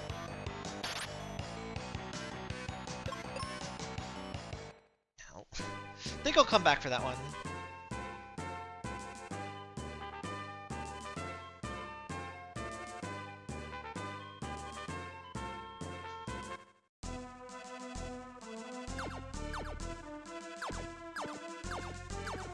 I don't think we could reach anything from here, right? No.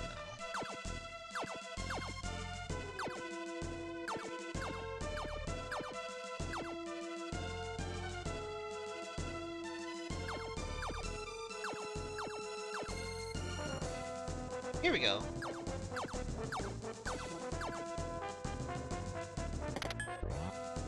Oh, hey, old man. Dragon Ball looking ass. Hurry to Windia, but be on the lookout for Captain Mac's ship. Oh, Captain Mac! Forget about that guy. I love that shrug so much. I really want a shrug emoji of Zelda, but like, I don't. Oh. Like, I don't know how that would work.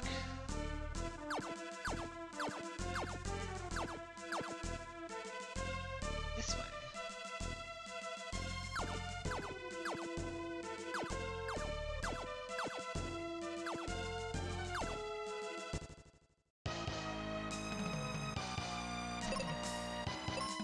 Replaying the Pixel Remaster, it really made me appreciate how much better FF6 looks graphically than the other SNES ones.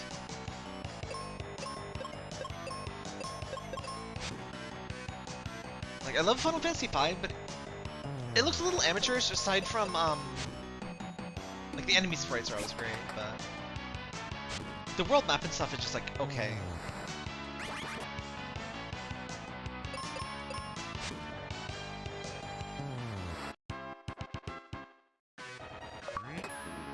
Ooh, arrow.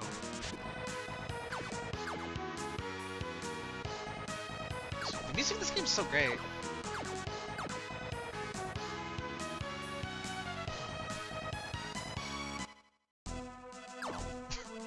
Well, you got to enjoy that for a few seconds, so...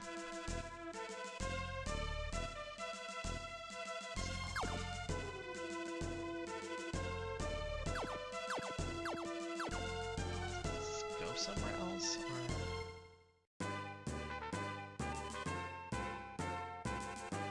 Oh, this is a new place then, okay. It just wasn't very clear. It's not a very good bridge. The map didn't make it super clear what was going on there. Oh, of course, we gotta lose our... That's another thing of, like, the Final Fantasy... the SNES Final Fantasy games, they could never do a very convincing, like, death scene. Because the sprites just kind of, like, make out, and then one of them blinks and disappears. Not quite the same as, like, a you know... semi-violent FMV of somebody being stabbed.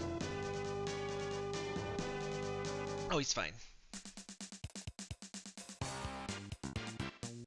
Where's that theme music coming from? Oh. How convenient.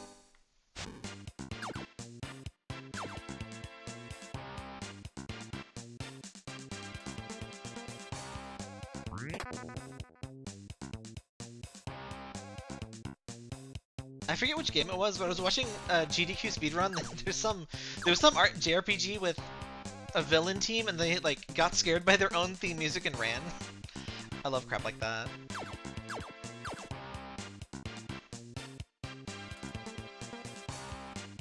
Aside from Team Rocket, who's your favorite like incompetent villain team? The ones in Land Soccer are really good. I've never played that myself either. I'll have to add that to my list.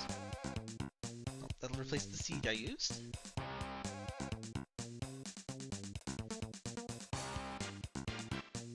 This track's not that bad either. Oh, and it's over. And it's gone. A live forest. Okay.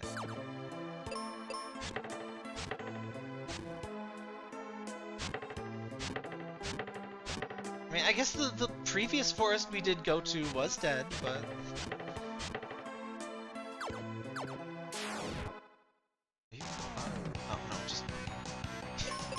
really do not look like a mummy on the map screen, but that's like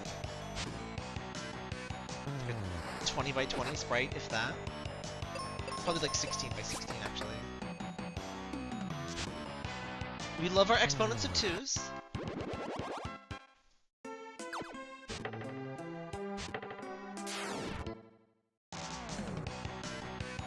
Ooh, spooky.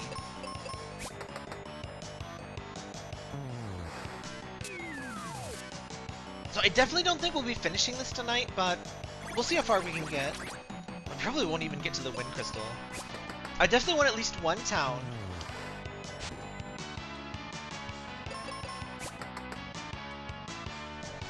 I can probably go another hour or two. Tonight's gonna be so interesting, because like I said, I woke up at noon, and like yesterday I just didn't sleep, and so I don't know how I'm gonna fix that. I've just been having weird sleep lately, I don't even know why. I had just a single cup of coffee, and I don't know if maybe that did it, but it's not like this is the first time I've had coffee. I don't know.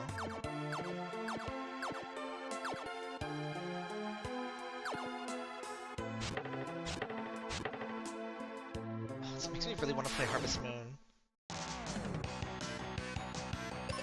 I love Harvest Moon, but of all things, like I get anxiety on like the more modern ones because I want to like min-max it, but and it just stops being relaxing, and it's like all I need to do is not care about that, but then I have generalized anxiety disorder, so I can't just stop doing that.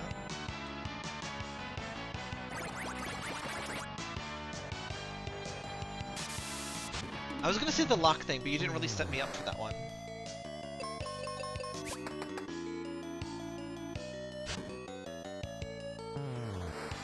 Oh, speaking of lock, the Final Fantasy has such a weird history with like thieves and stealing. Like, technically 4, I guess, is when it gets kind of like there's at least some stuff to steal. Thieves in FF1 are infamously just like the worst. They're a little better in the Pixel Remaster and the remakes. I don't remember if steal. I don't think steal is even. It's not a thing in FF2. Steal is like 99% potions and high potions in FF3. It's just garbage. I assume there's some bosses that have stuff, but like it really takes until 6 and 7, or not really 7. Mug is great in FF8 though. And then it's pretty good in 9.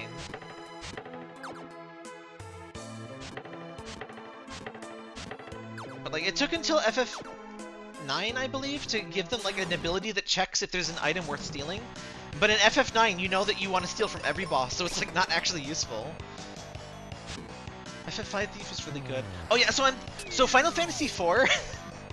I thought there was a bug in the Pixel Remaster, but no. Edge is just so terrible at stealing you can try dozens of times. It doesn't work.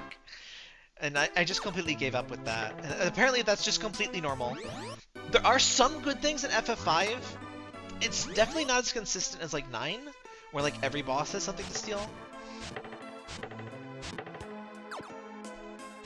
But yeah, like more mug than steal, but like just setting your characters to default to mug when doing like auto battles can be pretty nice.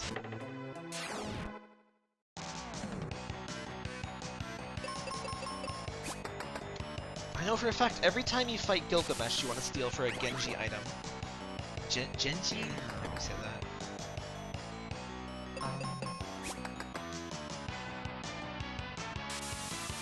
Is that one of the ones that has an item on the final boss?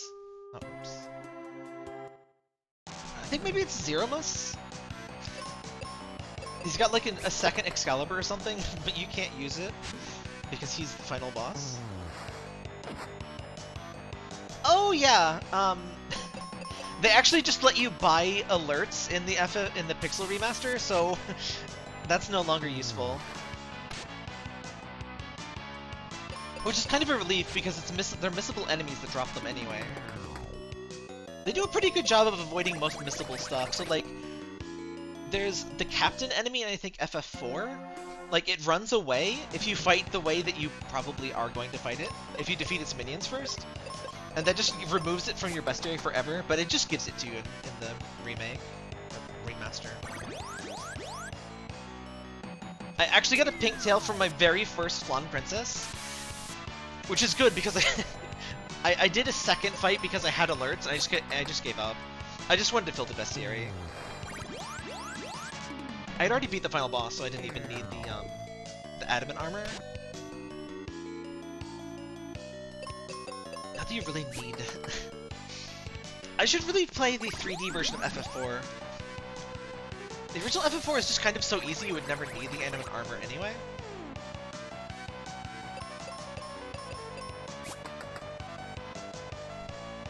I somehow fall for the stupid Dark Elf every time though. I always try to go into the Lodestone Caverns too early. I've played it like 3 or 4 times now too, but I made that mistake in the Pixel remaster too. I was like, surely this hammer will like let me fight, but no. Nope. I need to run. Oh yeah, I've heard the 3D versions are like really hard, especially 4. I'm not sure if 3 was as bad. For better or worse, the Pixel remasters do not like do the extra content of other remakes. Not even the GBA stuff, but I hear a lot of those dungeons are like really annoying to go through, so I don't even like necessarily miss it. It's neat to have Diablo and Cactar in FF6 though. I kinda like that.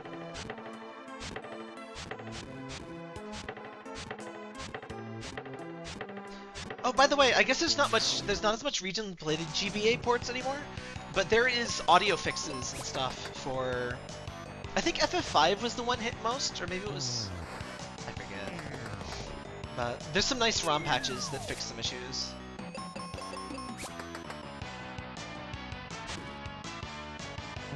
Yeah, I think Pixel Remaster improved some rare enemies and rare drop rates. I did still... I was just watching speedrun, so I was just literally moving my analog stick up and down, but I was looking for Warmech for at least 2 hours. I don't think I was like actually at the console all 2 hours, but it was a long time.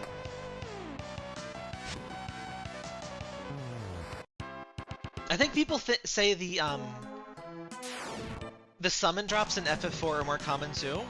I still didn't get any of them, but I've beaten FF4 3 or so times, and I didn't even know until this last time that there were droppable summons. I don't think they're any good either. Like there's Goblin, there's Bomb. Oh, I think I did get Bomb. I intentionally farmed Bomb, but I couldn't find Goblin. Oh yeah, it was cool that lets you actually pick your team. Not that there's much reason to use Edward, but...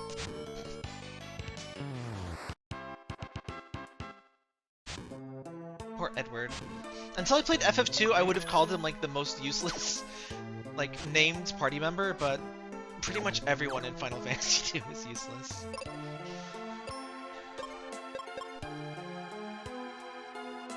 Bomb is good, it's like a single target misstrike and fast. Oh yeah, I think I read that on the wiki.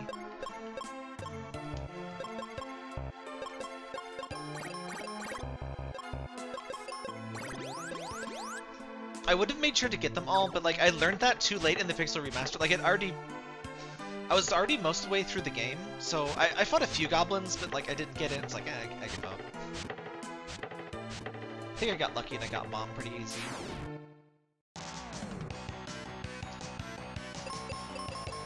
I somehow missed a summon in FF6. There's not, or 5.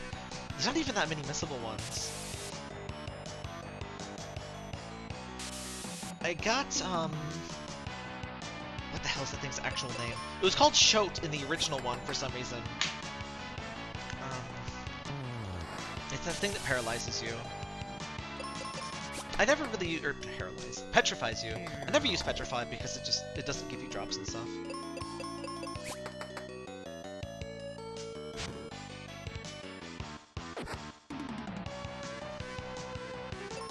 Oh, speaking of behemoths, I'm gonna try to beat an Intanger, like, before the World of Ruin.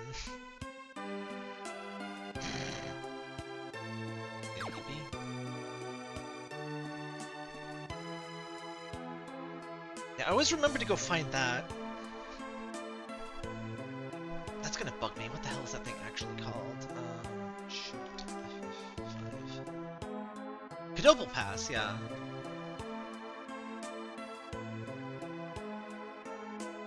I think that's how you pronounce that anyway.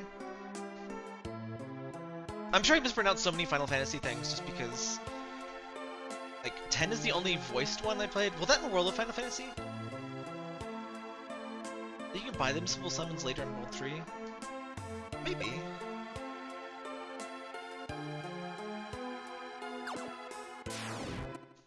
I think it was only missing one. I noticed it pretty late, so I was just like, ah, I'll just beat X-Men, whatever.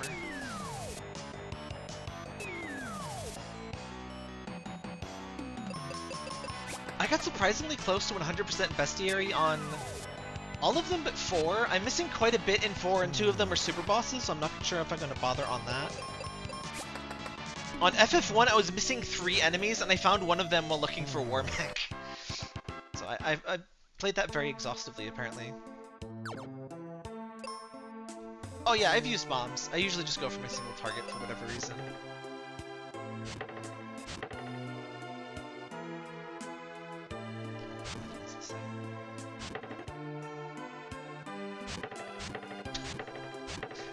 Don't mind me just cutting down your entire forest, big bro.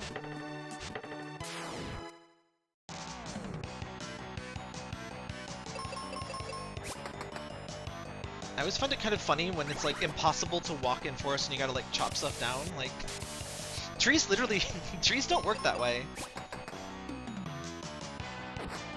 And it's not a coincidence either. Trees like intentionally, well not intentionally, but they just grow separately because, well, they need the sunlight. I forget the whole... There's some kind of fancy explanation of it, but the canopies even, like, intentionally kind of grow together.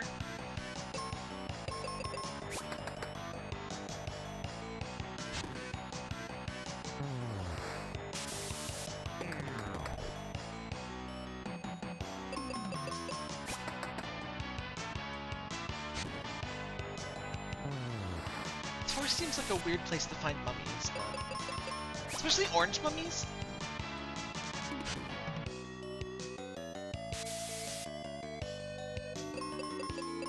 I'm just kind of defaulting to whatever the last weapon I got is.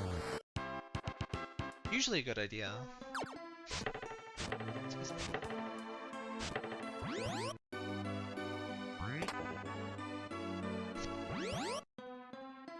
Okay.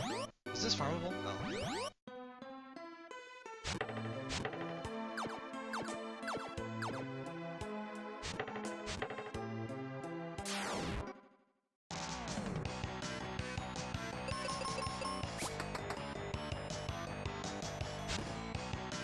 Oh yeah, they can be weak against certain weapons.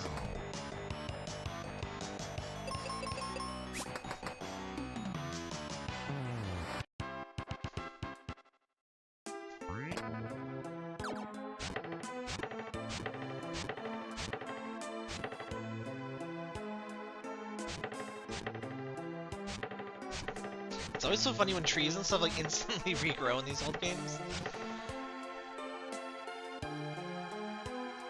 I literally forgot what the tree told me. What am I supposed to do?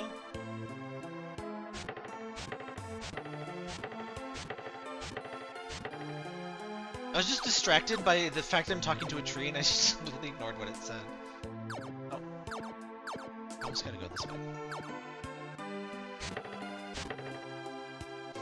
Oh, I need a person to talk to trees, I see.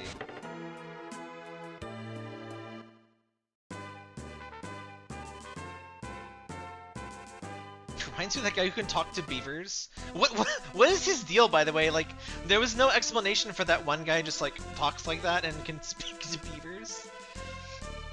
He's just like that, I guess, in FF2. Oh, by the way, in Final Fantasy 2, I actually named my character Zim with an exclamation point. Gaz, Gur, and Dib, and I didn't realize that Dib would be Gaz's sisters and like be your enemy. It's very funny. Guy, yeah, Guy. Like, you just... Why he do that?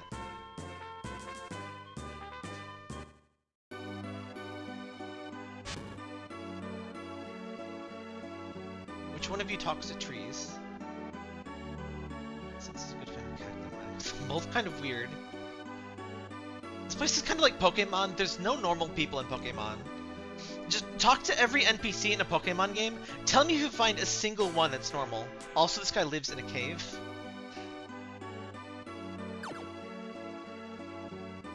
Yeah, they are kind of like early Moogles.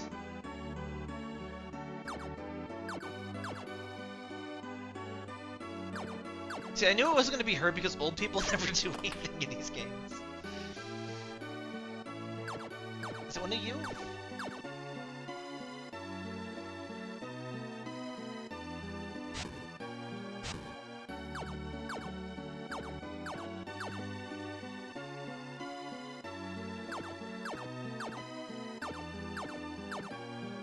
I somehow got more lost in FF2, even though it has like a specific go here to find out what to do kind of thing, than I did in FF1 or 3.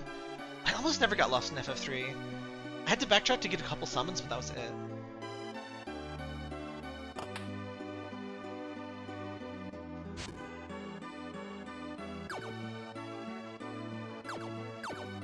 Oh, dang it. Classic old RPG problem.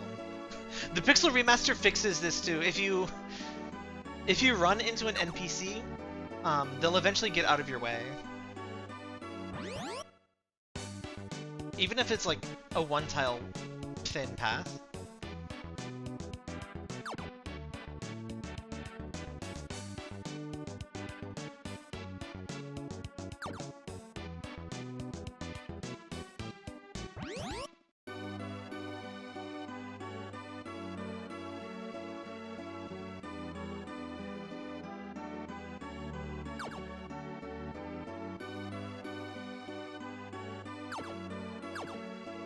Oh, here we go.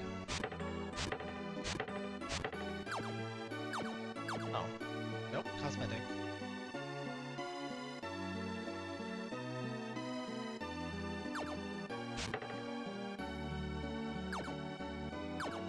You can't jump over them at least. That's an improvement over most SNES RPGs.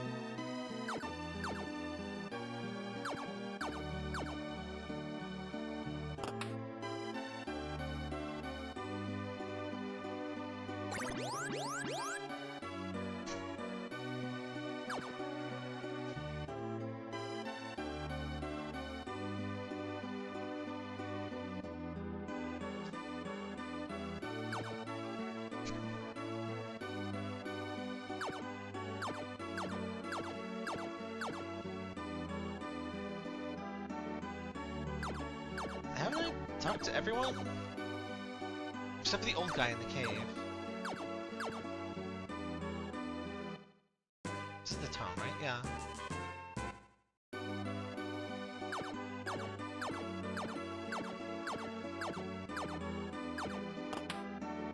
Like, these are two named NPCs, aren't they?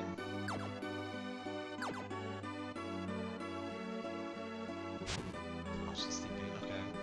I thought I already talked to Grandpa, but maybe again?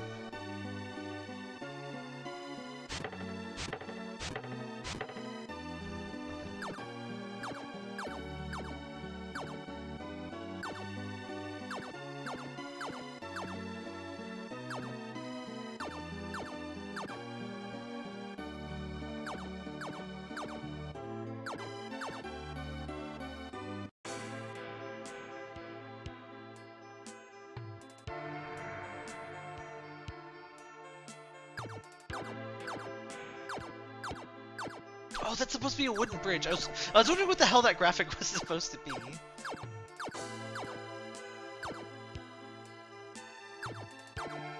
Gets the job done, but it's not exactly Final Fantasy VI. People have such like a tilted idea of what retro looks like these days. Like stuff that looks better than like, well, not better, but you know.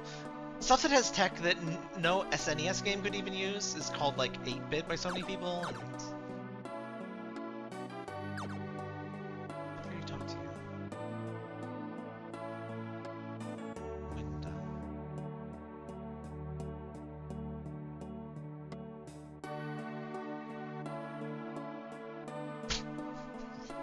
party members are so unreliable in this. Bye, I guess.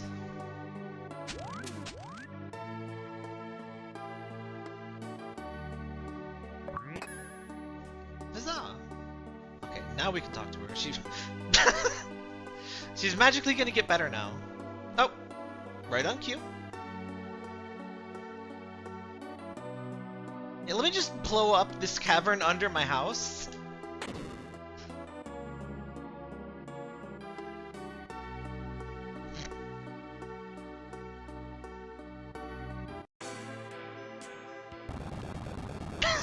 Oh, okay. I was wondering why he was, like, still in a cutscene. Same, bestie.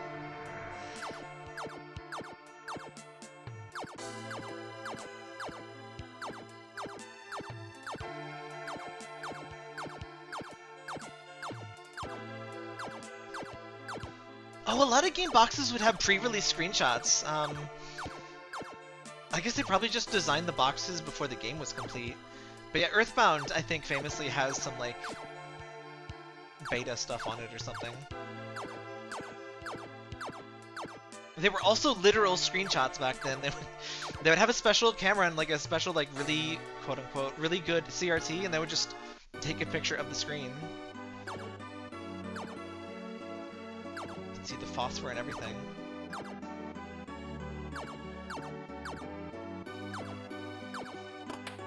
I need to get a CRT, by the way. I guess I just need to, like, troll Facebook and stuff.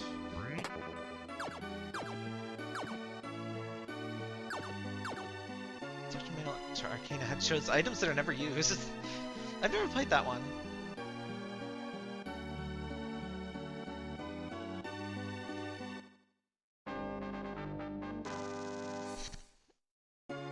Healed up quick.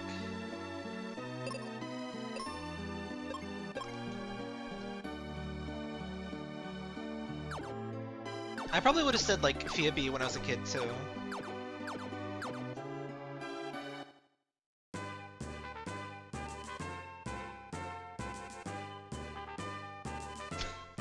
The map is a little confusing.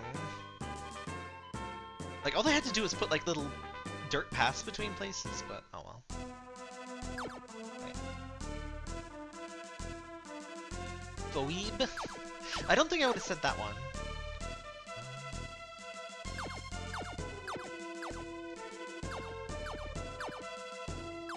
Kryla, I had to look up, like, last week, actually. I was like, I'm just like, okay, how the hell do you actually say this? No, up in here.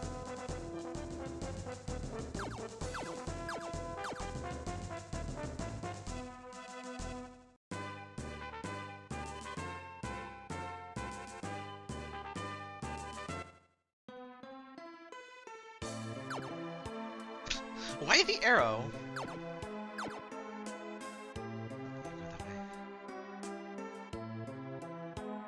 I guess it's kind of a hint that you need to go back to go forward, but at the same time, like...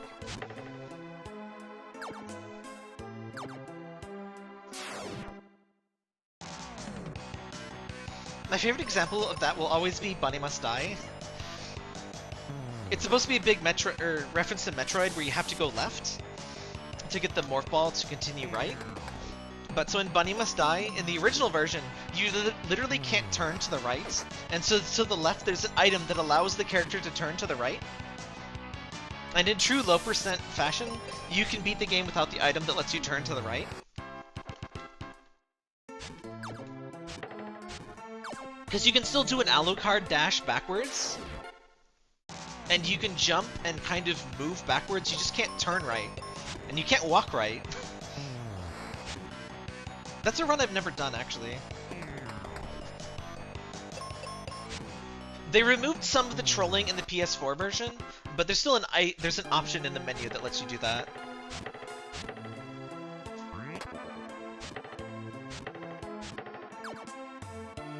I never played DLC Quest. I did play Achievement Unlocked, which is pretty close, I think. Conceptually, anyway. I need to stream more Flash games too.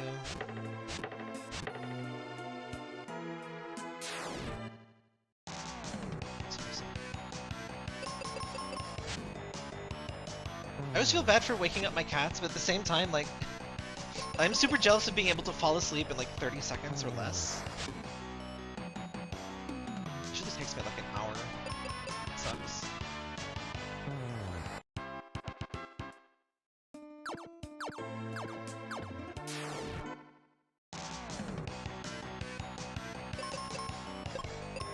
What if he just like doesn't suck now? Oh dang! Instant kill, okay. It's a good $2 game, you collect coins to unlock literally everything from the ability to jump. Oh, that's fun. Yeah, wasn't that like an early Xbox indie or something? I remember hearing about that, I just didn't have it.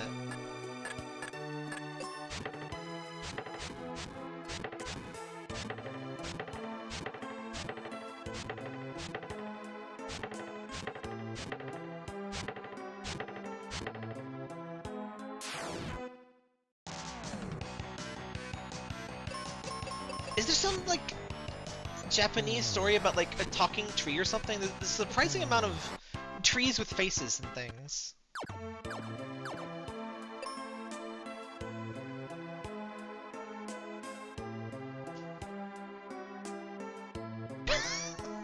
I just don't feel like this is how an ancient tree would talk.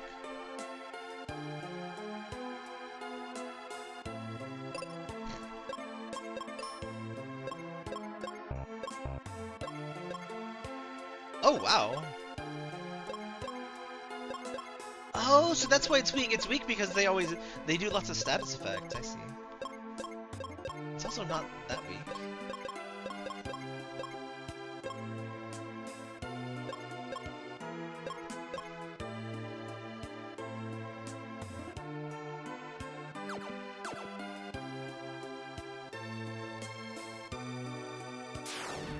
There's a tree inside this tree. More mummies. I just don't really like their mummy graphic.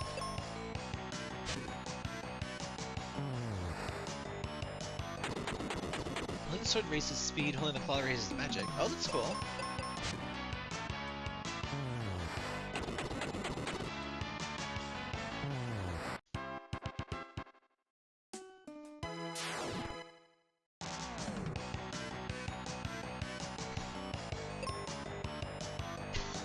I love the way the Scorpion, excuse me, the Snipion. He looks like a Dragon Ball Z character about to give like a big speech. Maybe it's just the shoulder pads he's got, but...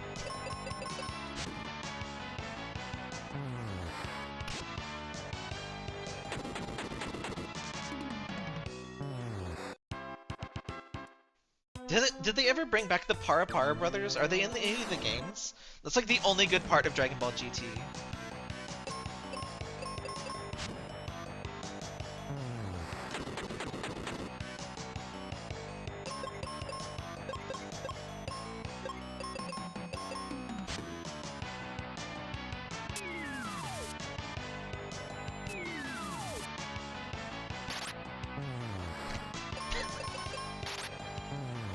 Dang, that... The death effect works really often, and it works on ghosts, apparently.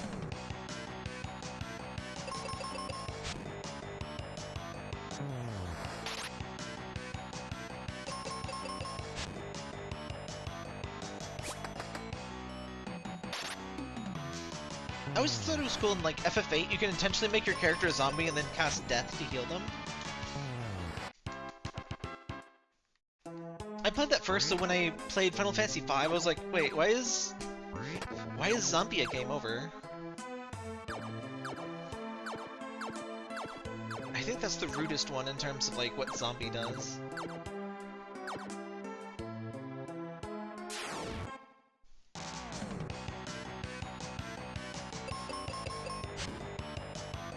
I know they were in that Dokkan battle or whatever, one of the Gashapon ones.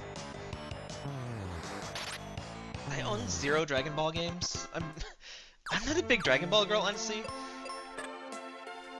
I made it a point to watch, like, I was gonna watch all of Dragon Ball Z on a, like, I had a week off and like, alright, I'm gonna watch all of this, and like, I even used like a filler list or like episodes to skip, and I still ended up skipping a bunch more than that, and I still am like, I should have stopped after Namek.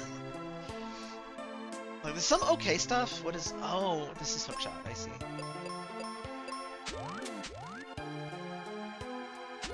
Like, imagine Vegeta's cool. Like, there's some cool bits here and there, but it just never gets quite as good as Frieza. Oh. The stereo panning of that is so intense.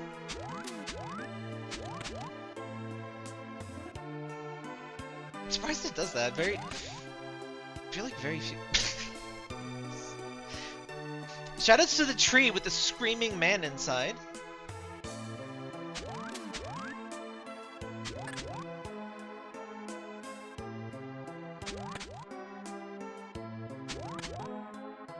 I don't think I knew enough Dragon Ball Z to like get into that one.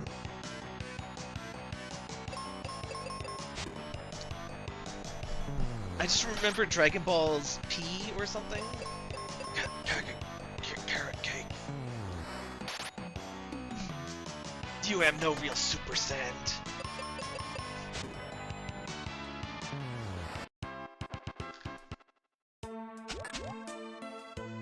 Also, Dragon Ball makes me grumpy because they're always super mean to Vegeta, and he never gets to do anything. At least he gets to be a way better dad than Goku. Not that it's difficult, but...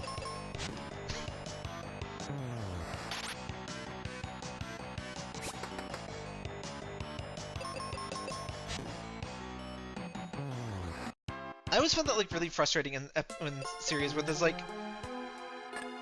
disturbing. There's a character I find like way cooler, but they're not the protagonist, so they're never allowed to like do anything. Oh, that's cool. I haven't seen Super. I think they're a bit nicer to Vegeta now, but like through all of Z, he's just a punching bag. And I mean, he gets to do some cool stuff, but like, just annoying.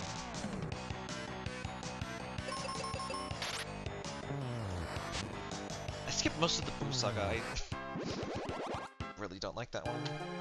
I skipped the entire Great Saiyaman arc. That was just complete garbage. Cell is okay. It really drags on too long, and no kink shaming and stuff. But like, I'm not about the like tail thing. That's a whole thing. If you didn't know that, and yeah.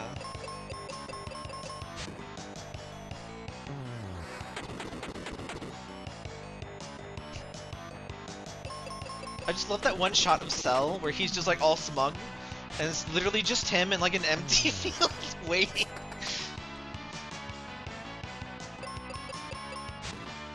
There's a reason a lot of shit goes down the show to begin with. Yeah, he's a fairly major character. It's just like they just put him down pretty often.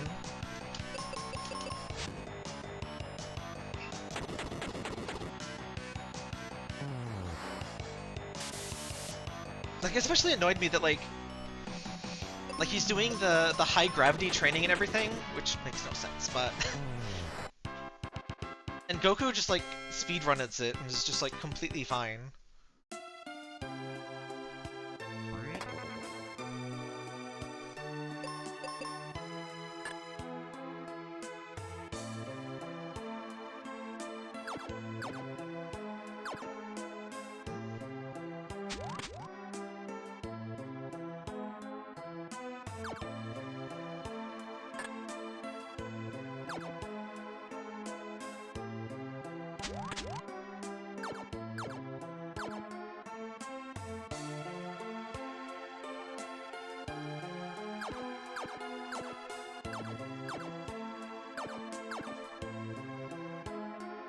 I didn't expect him to be an entire, like, dungeon. Oh, wait, this is where it came from.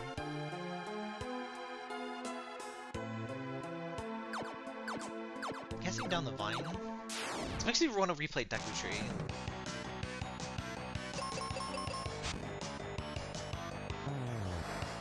I guess I signed myself up for it, but I'm going to be explaining that my game has nothing to do with The Legend of Zelda for the rest of my life, but oh well.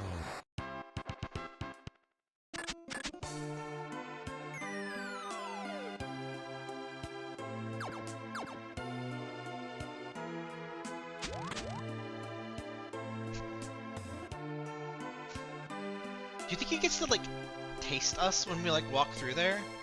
Wait. Oh, let's go this way.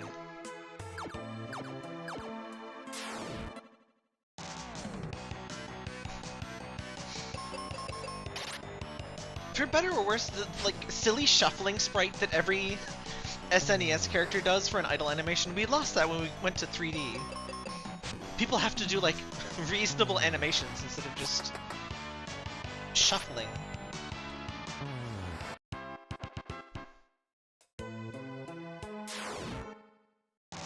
Speaking of animations, oh my god, Final Fantasy VIII just went so above and beyond. I think it is still to this day the only Final Fantasy game that has intro animations as well as, you know, victory poses.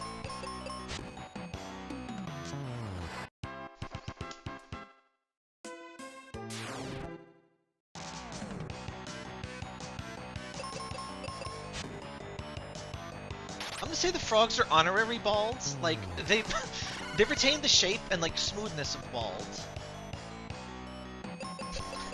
Should probably heal that poison at some point.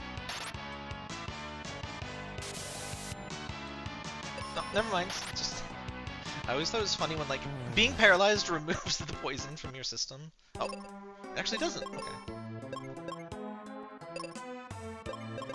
Oh, 8 is really good. I love the side quest in 8 too. I know people don't like to be told they're playing, like, a game wrong, but Final Fantasy VIII is definitely a game that's easy to play wrong, because, like, you can just sit there and spam, like, watch the summons over and over because you don't want to use up magic. I feel like a lot of people do that. Or you can just sit there drawing, like, one spell at a time. But you're really meant to use the refine system, and you can break that game so hard and just be super overpowered that way. I love the refine system, and I love that every enemy has their own drops.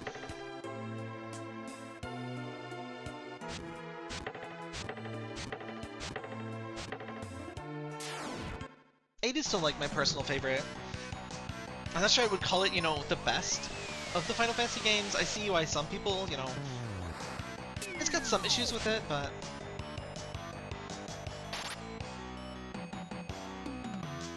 sadly we'll never get a giant FF7 style remake, but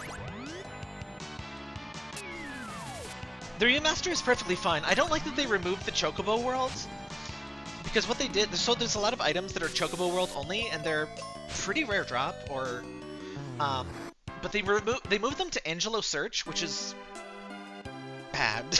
Angelo Search sucks.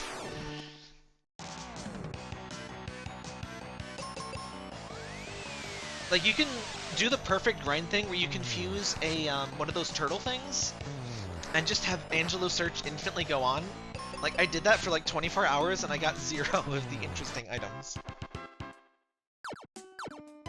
Plus, Chocobo World is fun, and the old Steam version had Chocobo World. I actually, chat, not even lying to you, I have a pocket station in this room with me. It's in the bookcase, like, 10 feet behind me. I'm one of very few English speakers that actually got to play FF8 with Chocobo World. It's pretty fun.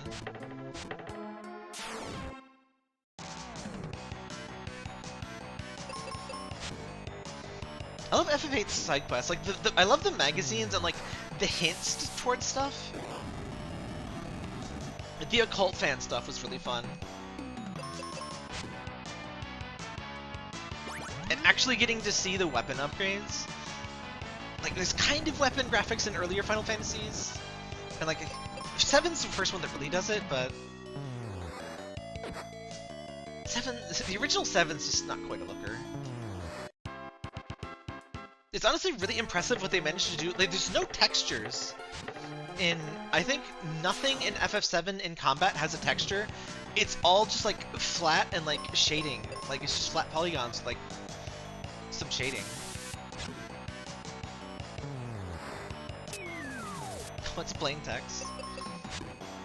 Honestly, even if you have Chocobo World, it can be pretty grindy to get some of the rare stuff, and you gotta get all the way to, like, max level to get stuff, but it's a cute little distraction. It was, like, very neat as a kid, because I was, gosh, I would have been, like, 6th or 5th grade or something. So like something that you could actually put in your pocket, whereas Game Boy is like a little bit big to like sneak around.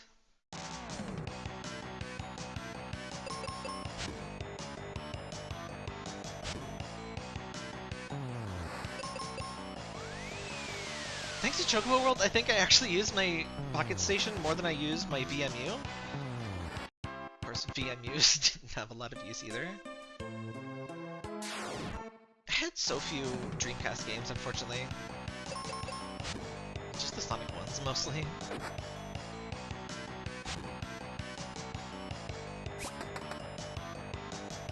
Oh yeah, I know what you mean.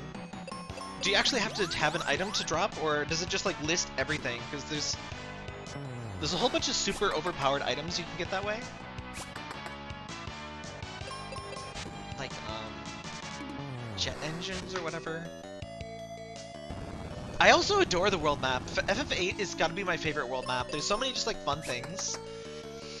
Like you can find where the old lunar cries landed. You can...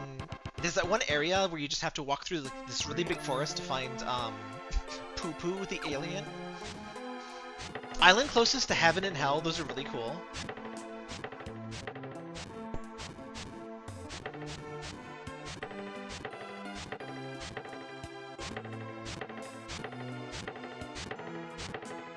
Oh, it's just the tiers, right? You can get some crazy good stuff with that. And there's also some, like...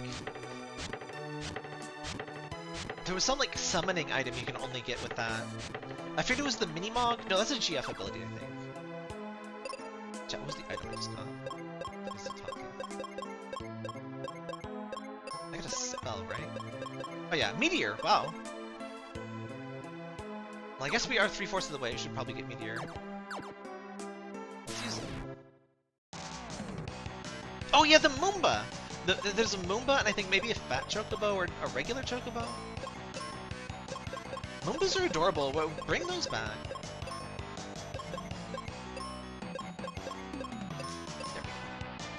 we go.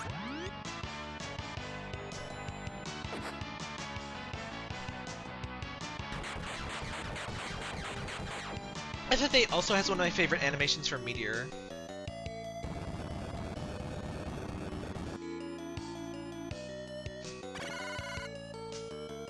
I love it. It just it like transports you into space with a bunch of meteors as opposed to just making a bunch of them rain down.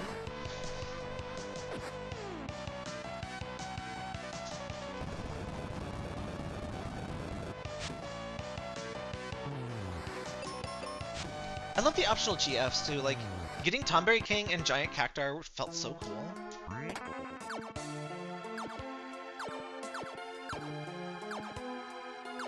Like, getting summons in 9 and stuff is fun, but it's like... It's just a gem.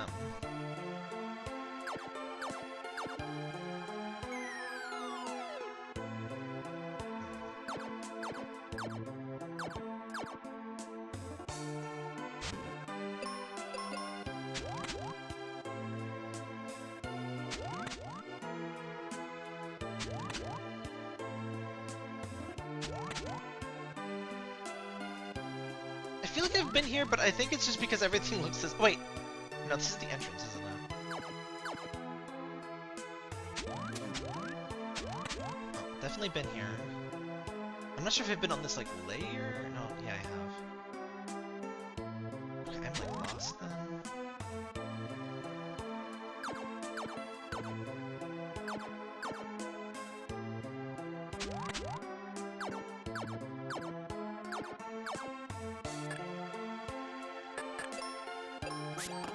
Oh!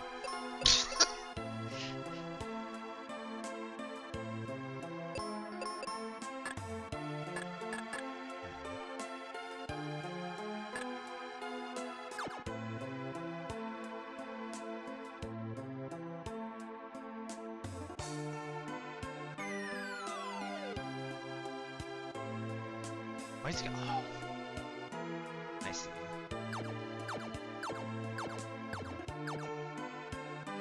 How do I get up there? Oh.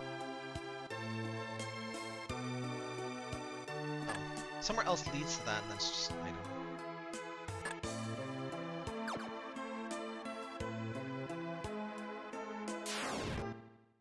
Please don't just send me back again.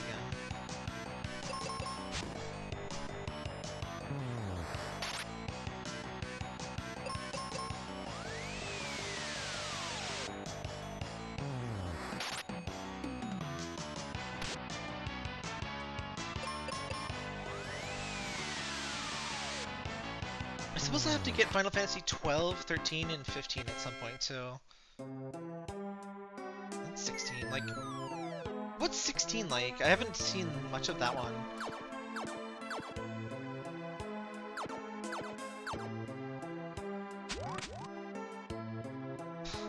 Okay.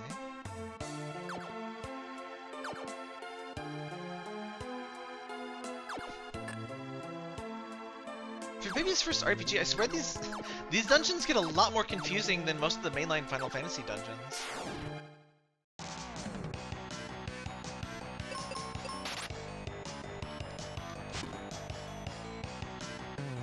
Yeah, I'd been pretty much refusing to play most of the more recent ones. I rented 12 and I was like, eh. 13 I just totally skipped. I didn't play the MMOs. I don't usually play MMOs. I was huge into Trickster Online. Have anyone played that? I should try a pirate server or whatever for that. I think they exist. Private server, whatever the polite term for that is.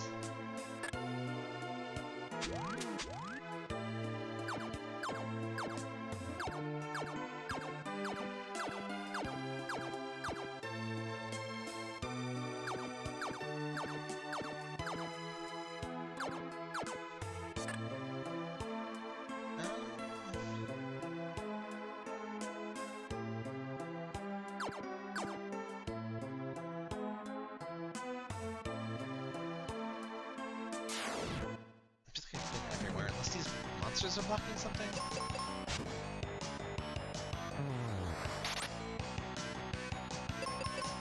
10 is super good though if you haven't played it. I'll always have a little bit of a grudge for it getting rid of the world map, but great game. Love the turn-based, like the delayed-based turn-based thing is very fun. Not a big fan of the super bosses they added after the original release. Like the Dark Aeons are like stupid hard.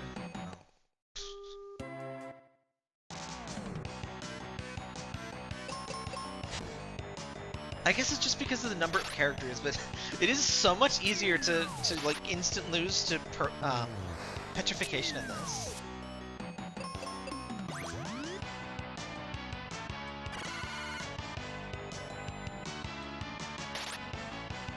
I wouldn't say it has the best start. I'd definitely say it's worth playing though.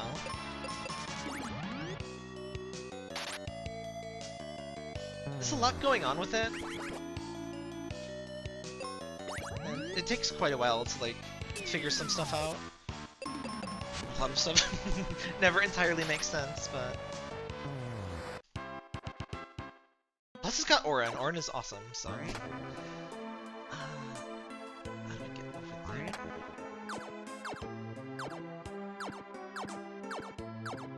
The only thought I have is if I can, like, catch that over there. Tree's got worms. Leeches. The sandworms are always one of my favorite enemies in Final Fantasy.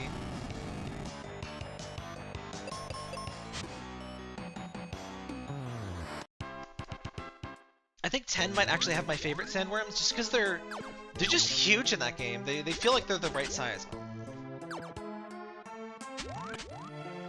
Surely I've been here, right?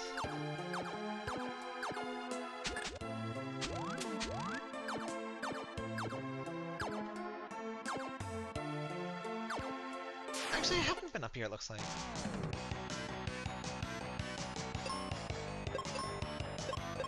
Just get out of here.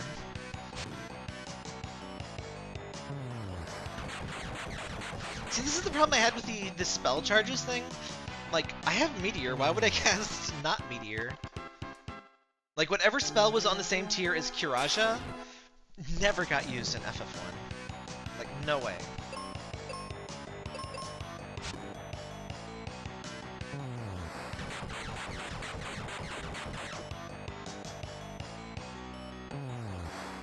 be cosplayers. I would need a lot more money for clothes, but I kind of want to cosplay at some point. I was considering modeling as a hobby before I got laid off, and I would still like to do it. I need to build back up an income stream before I do too much crazy stuff.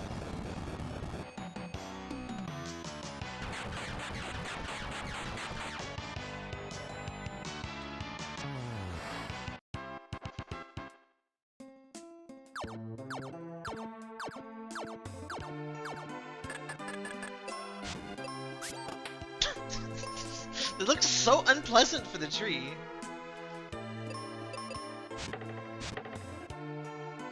Oh, jeez.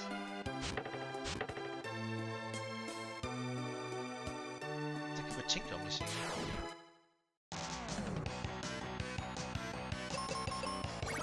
Oops. Oh, whatever. I have a bunch of seeds, it doesn't really matter.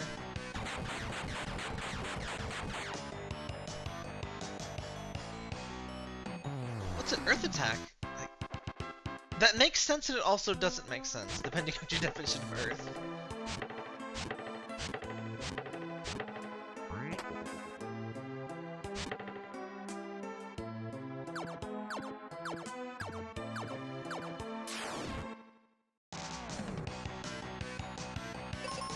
By the way, if anyone knows good Pokemon ROM hacks, especially short ones, because I do want to stream some more Pokemon stuff now that I have more time, and I want to check out some fan games or like quality of life hacks.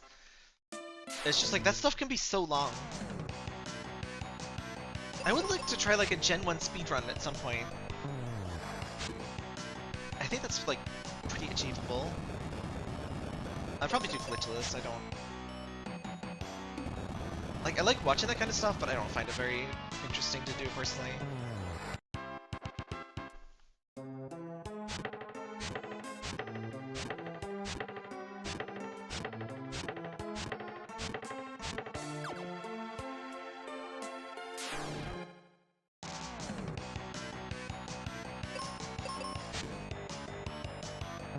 The kind of glitched runs I really like are like the 100% glitch category in OOT, where like you're using glitches all of the time. It's not just like, okay, we use this one glitch and then end the game. Like that's neat to watch once, like the SMB3 thing, but like I wouldn't want to watch like more than one run of that. Like arbitrary code execution stuff. That's definitely like, conceptually neat, but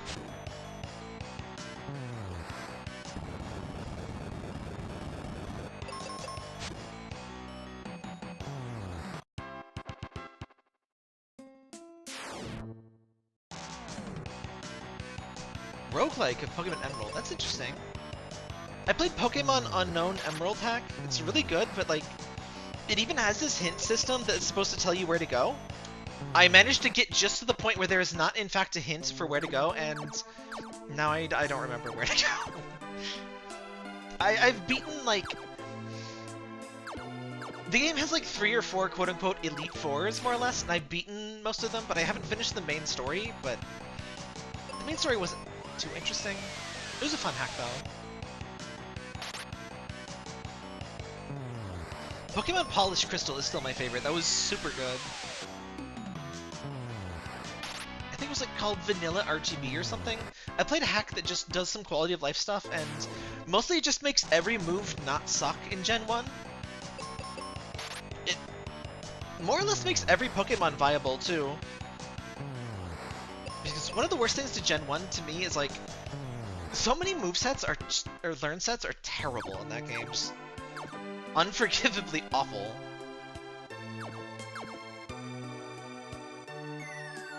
Well, playing a girl in Gen 1 sounds fun. The hack I played didn't have that, but...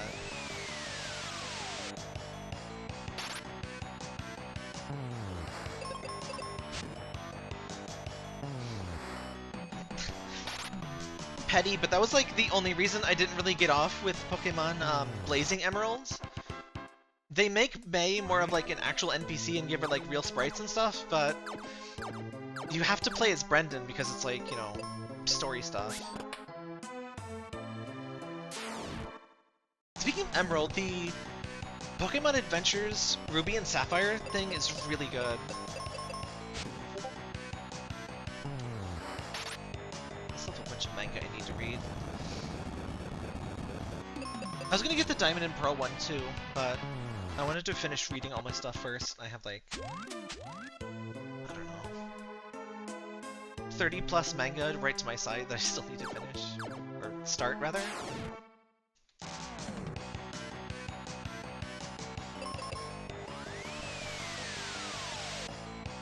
I forgot to close my Discord, apparently. Or I forgot to mute my Discord. Hope you didn't hear that. Probably did.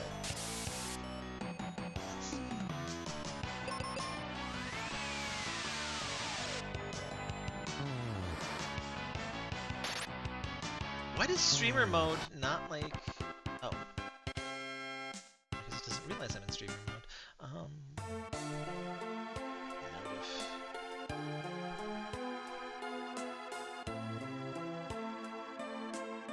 Notifications.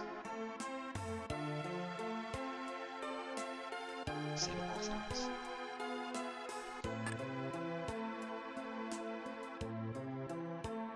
Oh, that's interesting.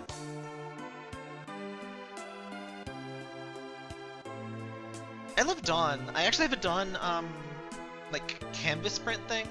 I have Dawn, Cynthia, and Skyla. Also some other Pokemon stuff to slap up. I got May and B and a few I forget in my gym. Those are just the ones I can see from here.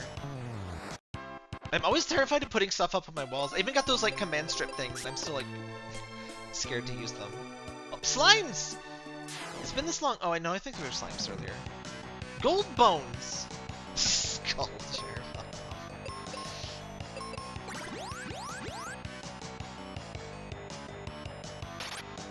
Did you say weak against zombie attack?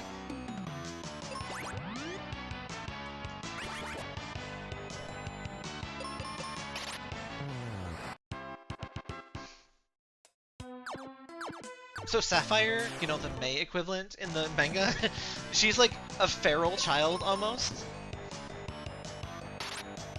Like she's doing quote-unquote research, but she's like dressed in leaves and like talking to Pokemon. She's got like a...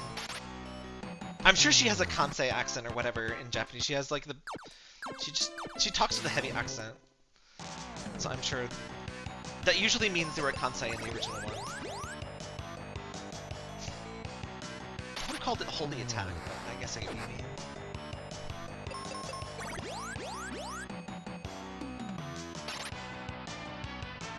It's messing me up that death is killing undead enemies.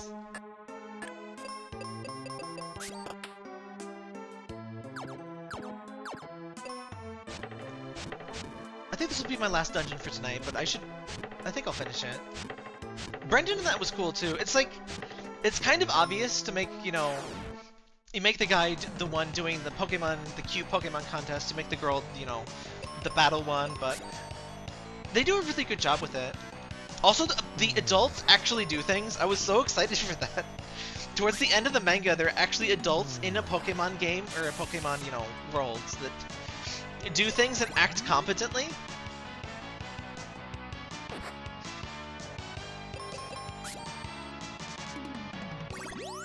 Also, Wallace is in it, which is cool. He's got like a hot... he's got like a hot Latino mentor or something. It's great.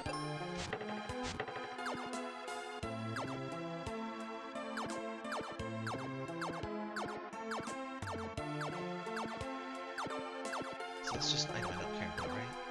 Yeah.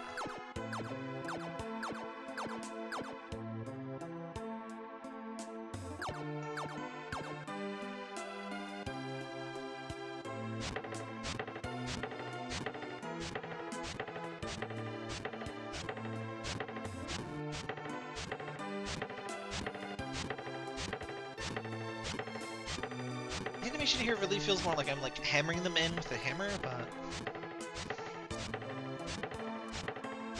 maybe the trunk of the mushroom is just also spotted.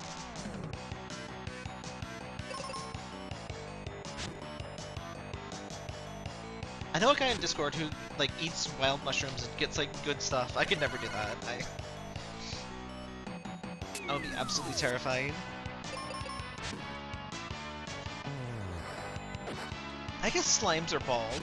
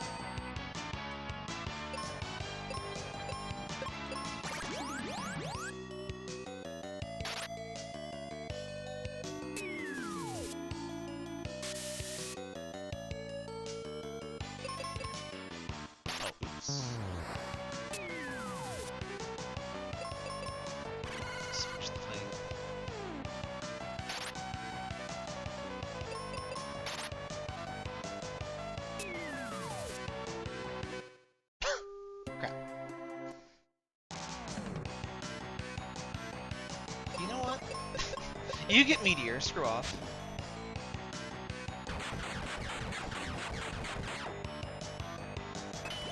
What? Oh, I see.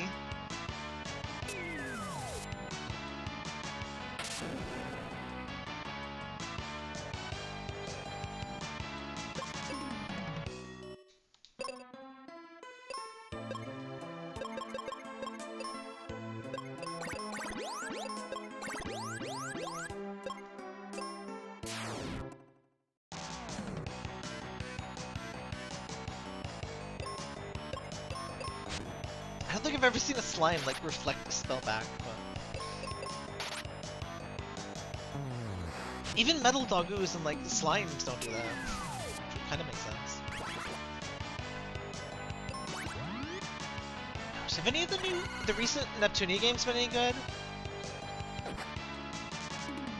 I feel like Super Neptunia RPG wasn't that bad, but it made me play as just Neptune, like a solo RPG for like 4 hours and just got so tired. I quit right as I got the first like other character.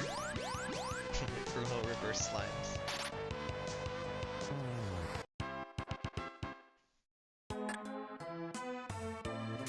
I used to be huge into that series. I would stream like every game. Like, it just fell off a bit. I liked Cyber Dimension. That was the last like really good one that I played. The VTuber game was like okay, but like I had no idea who any of these people are, and like it's like, huh.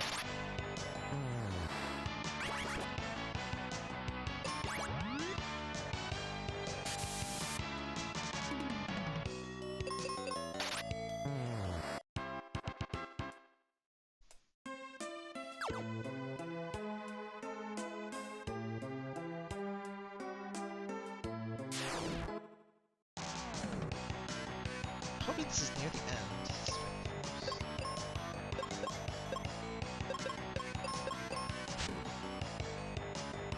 Oh, they're weak to axe. Makes sense. Definitely not weak to that.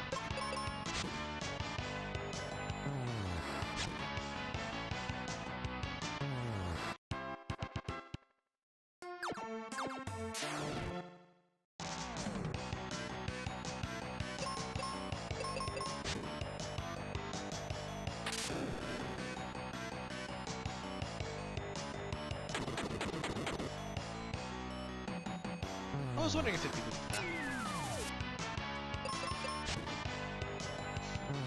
I just love that bit of plot that like, oh, you gotta go talk to this person, the only person that knows how to use the Mega Grenade.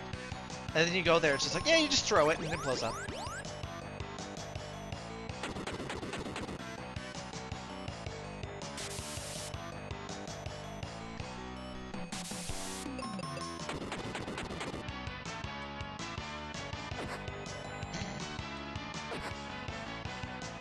Sleep circuits are very fun.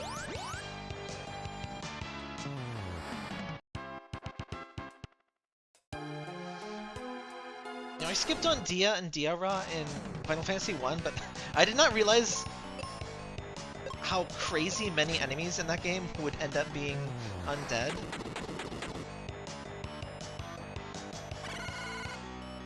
first 3 FFs are so super mega D&D inspired. It's like surprising they never got sued. They did have to edit out that one beholder, which I'm not sure if it would have really mattered, but they did it. I feel like there's plenty of other stuff exactly as blatant as the beholder in FF1, but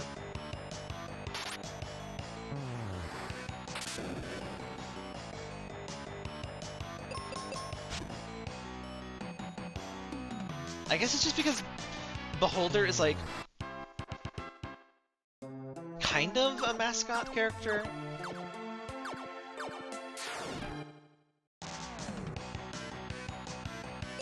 Well known at least. I've never fought real beholder. Actually, I'm not sure if I've played like plain D&D. I've played Pathfinder, I've played other stuff. TTRPGs are just like, it's hard to like organize and stuff. I've never finished like a full like big adventure in one.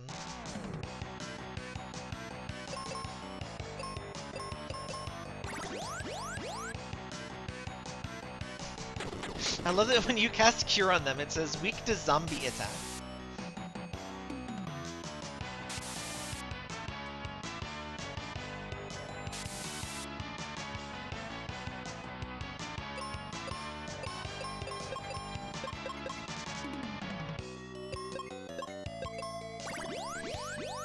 Oh yeah, some of the music in this game is quite famously just really good.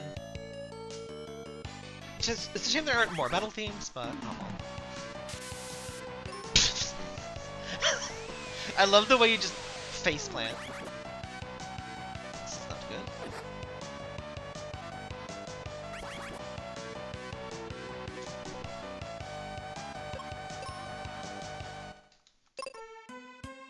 Oops, sure.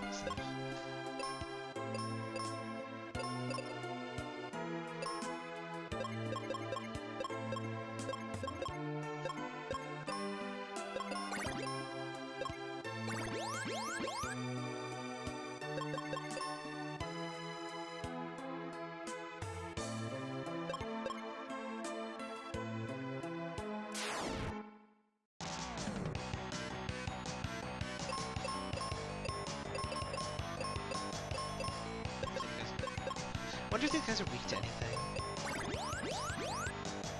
I think the composer also did FF Legend 3 for Game Boy.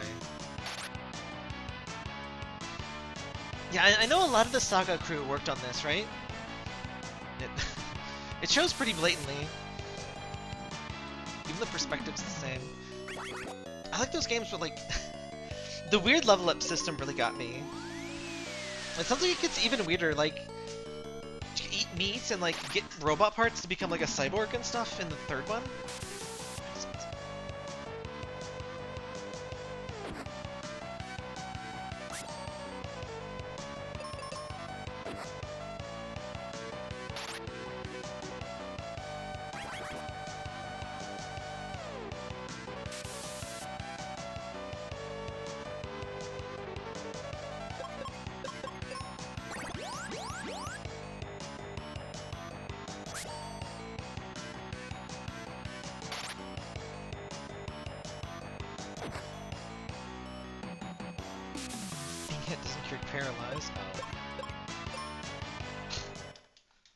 How are these guys giving me so much grief?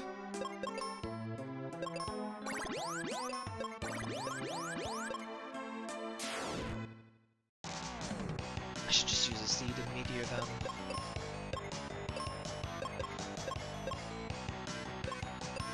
You guys weak to fire?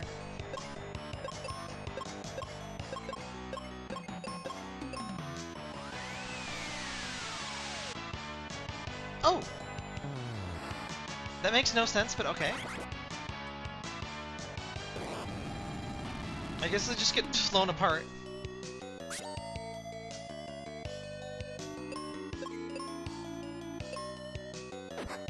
Is Saga 3 like the last one? Or do they make more like Japanese only ones? Did FF Adventure like 1 not sell very well? Like, I'd never heard of anyone that played FF Adventure 1.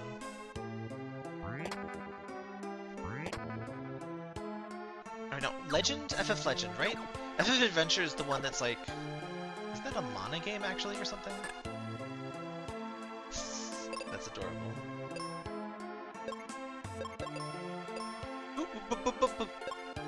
Okay. If I, like, teleported out of this the level, I would, like, scream.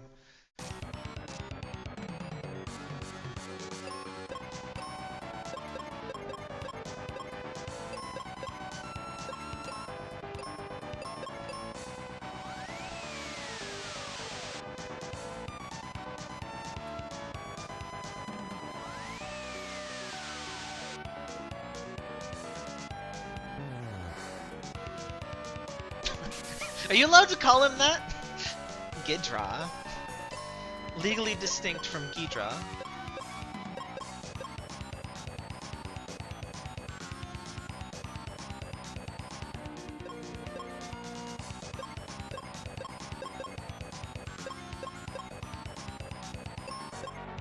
Last mana game I played was... whatever the DS, or was it 3DS? One of those.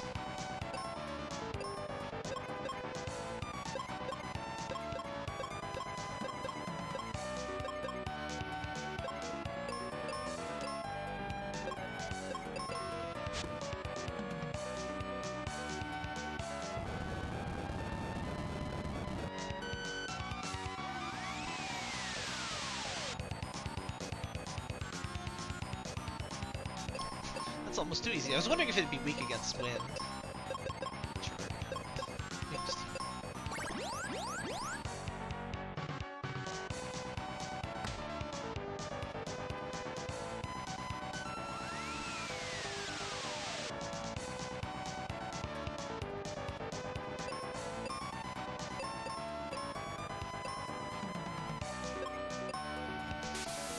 I haven't watched a Godzilla movie in ages.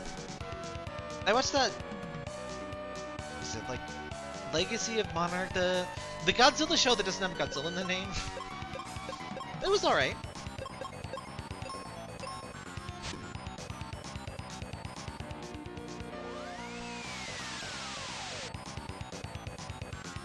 Oh, I'm petrified.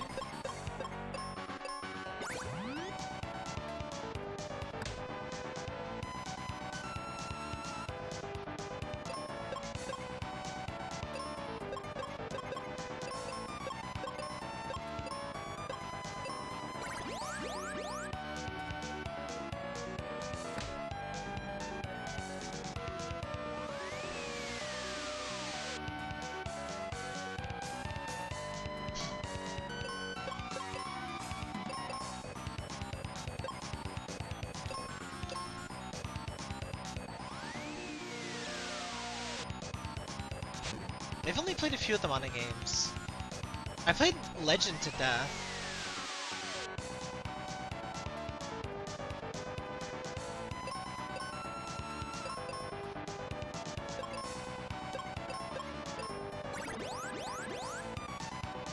I think it didn't quite finish the DS one. I don't even remember why.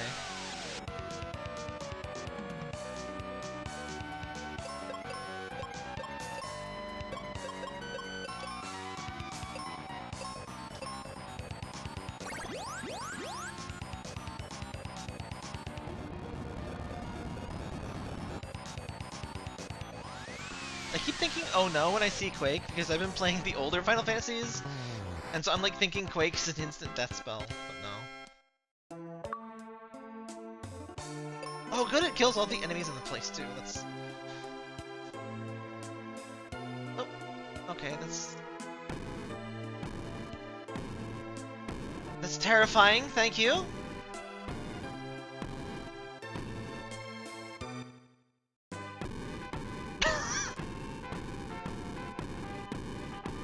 Imagine watching that. Wow.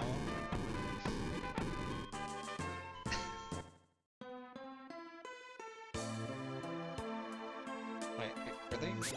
Oh, I still have to like climb all the way out? default-based shortcut.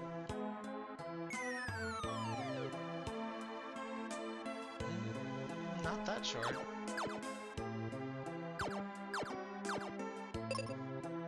Oh yeah.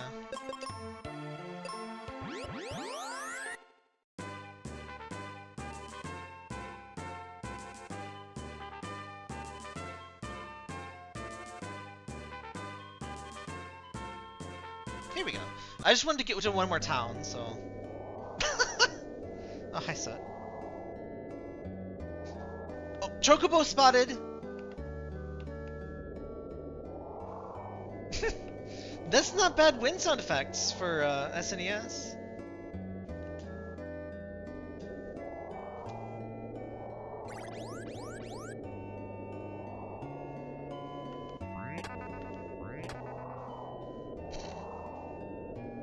That's what's been sounding like outside here lately.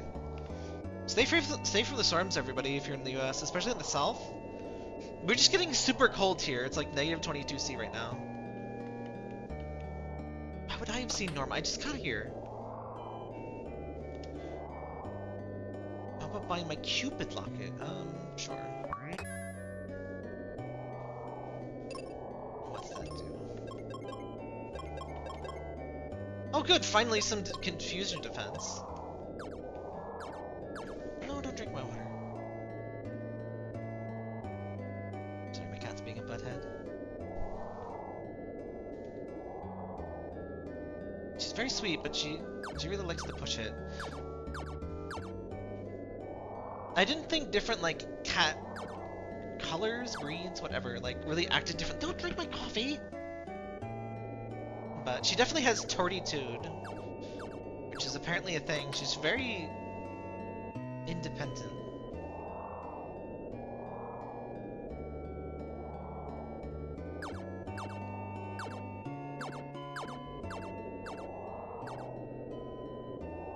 Oh, I wish I could prevent confusion. I'm clumsy as hell. If that counts as confusion.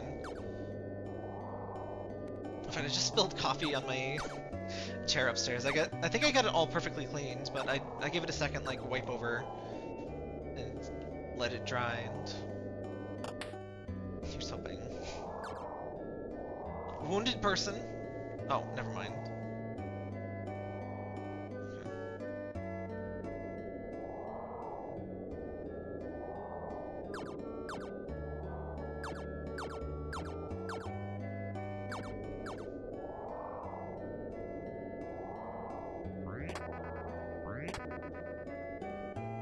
Oh, I must not have that one.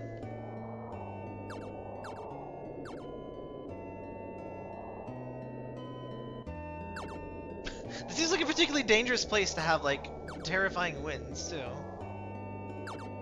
Okay, jump into the abyss.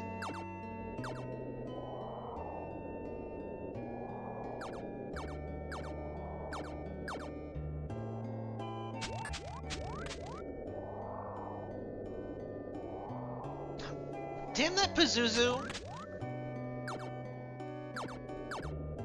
Okay. Least interesting town so far. Actually, maybe we didn't go in here? Oh, here we go. You look unique.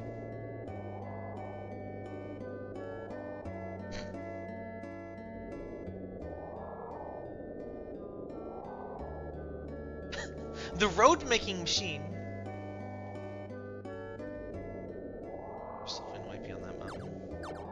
Of course it is. Okay. I guess that's the road-making machine, question mark? Oh, cool shades. Oh, jealous. I always wanted, like, a full-ass library.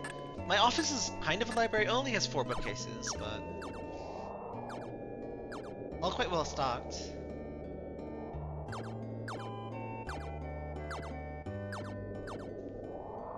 Oh! What's up here?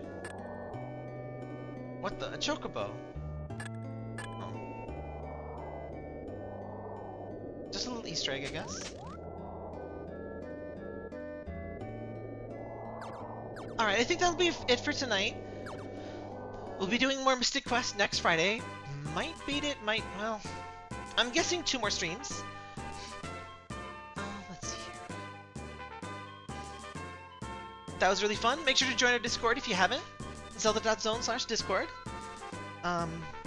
This is a Matrix server now, too.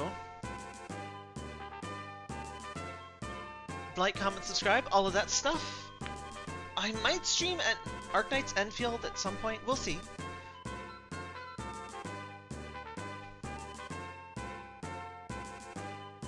Thanks, Autumn. See ya. Good luck with the fan hack. That sounds fun. Where's my end stream button? Good night.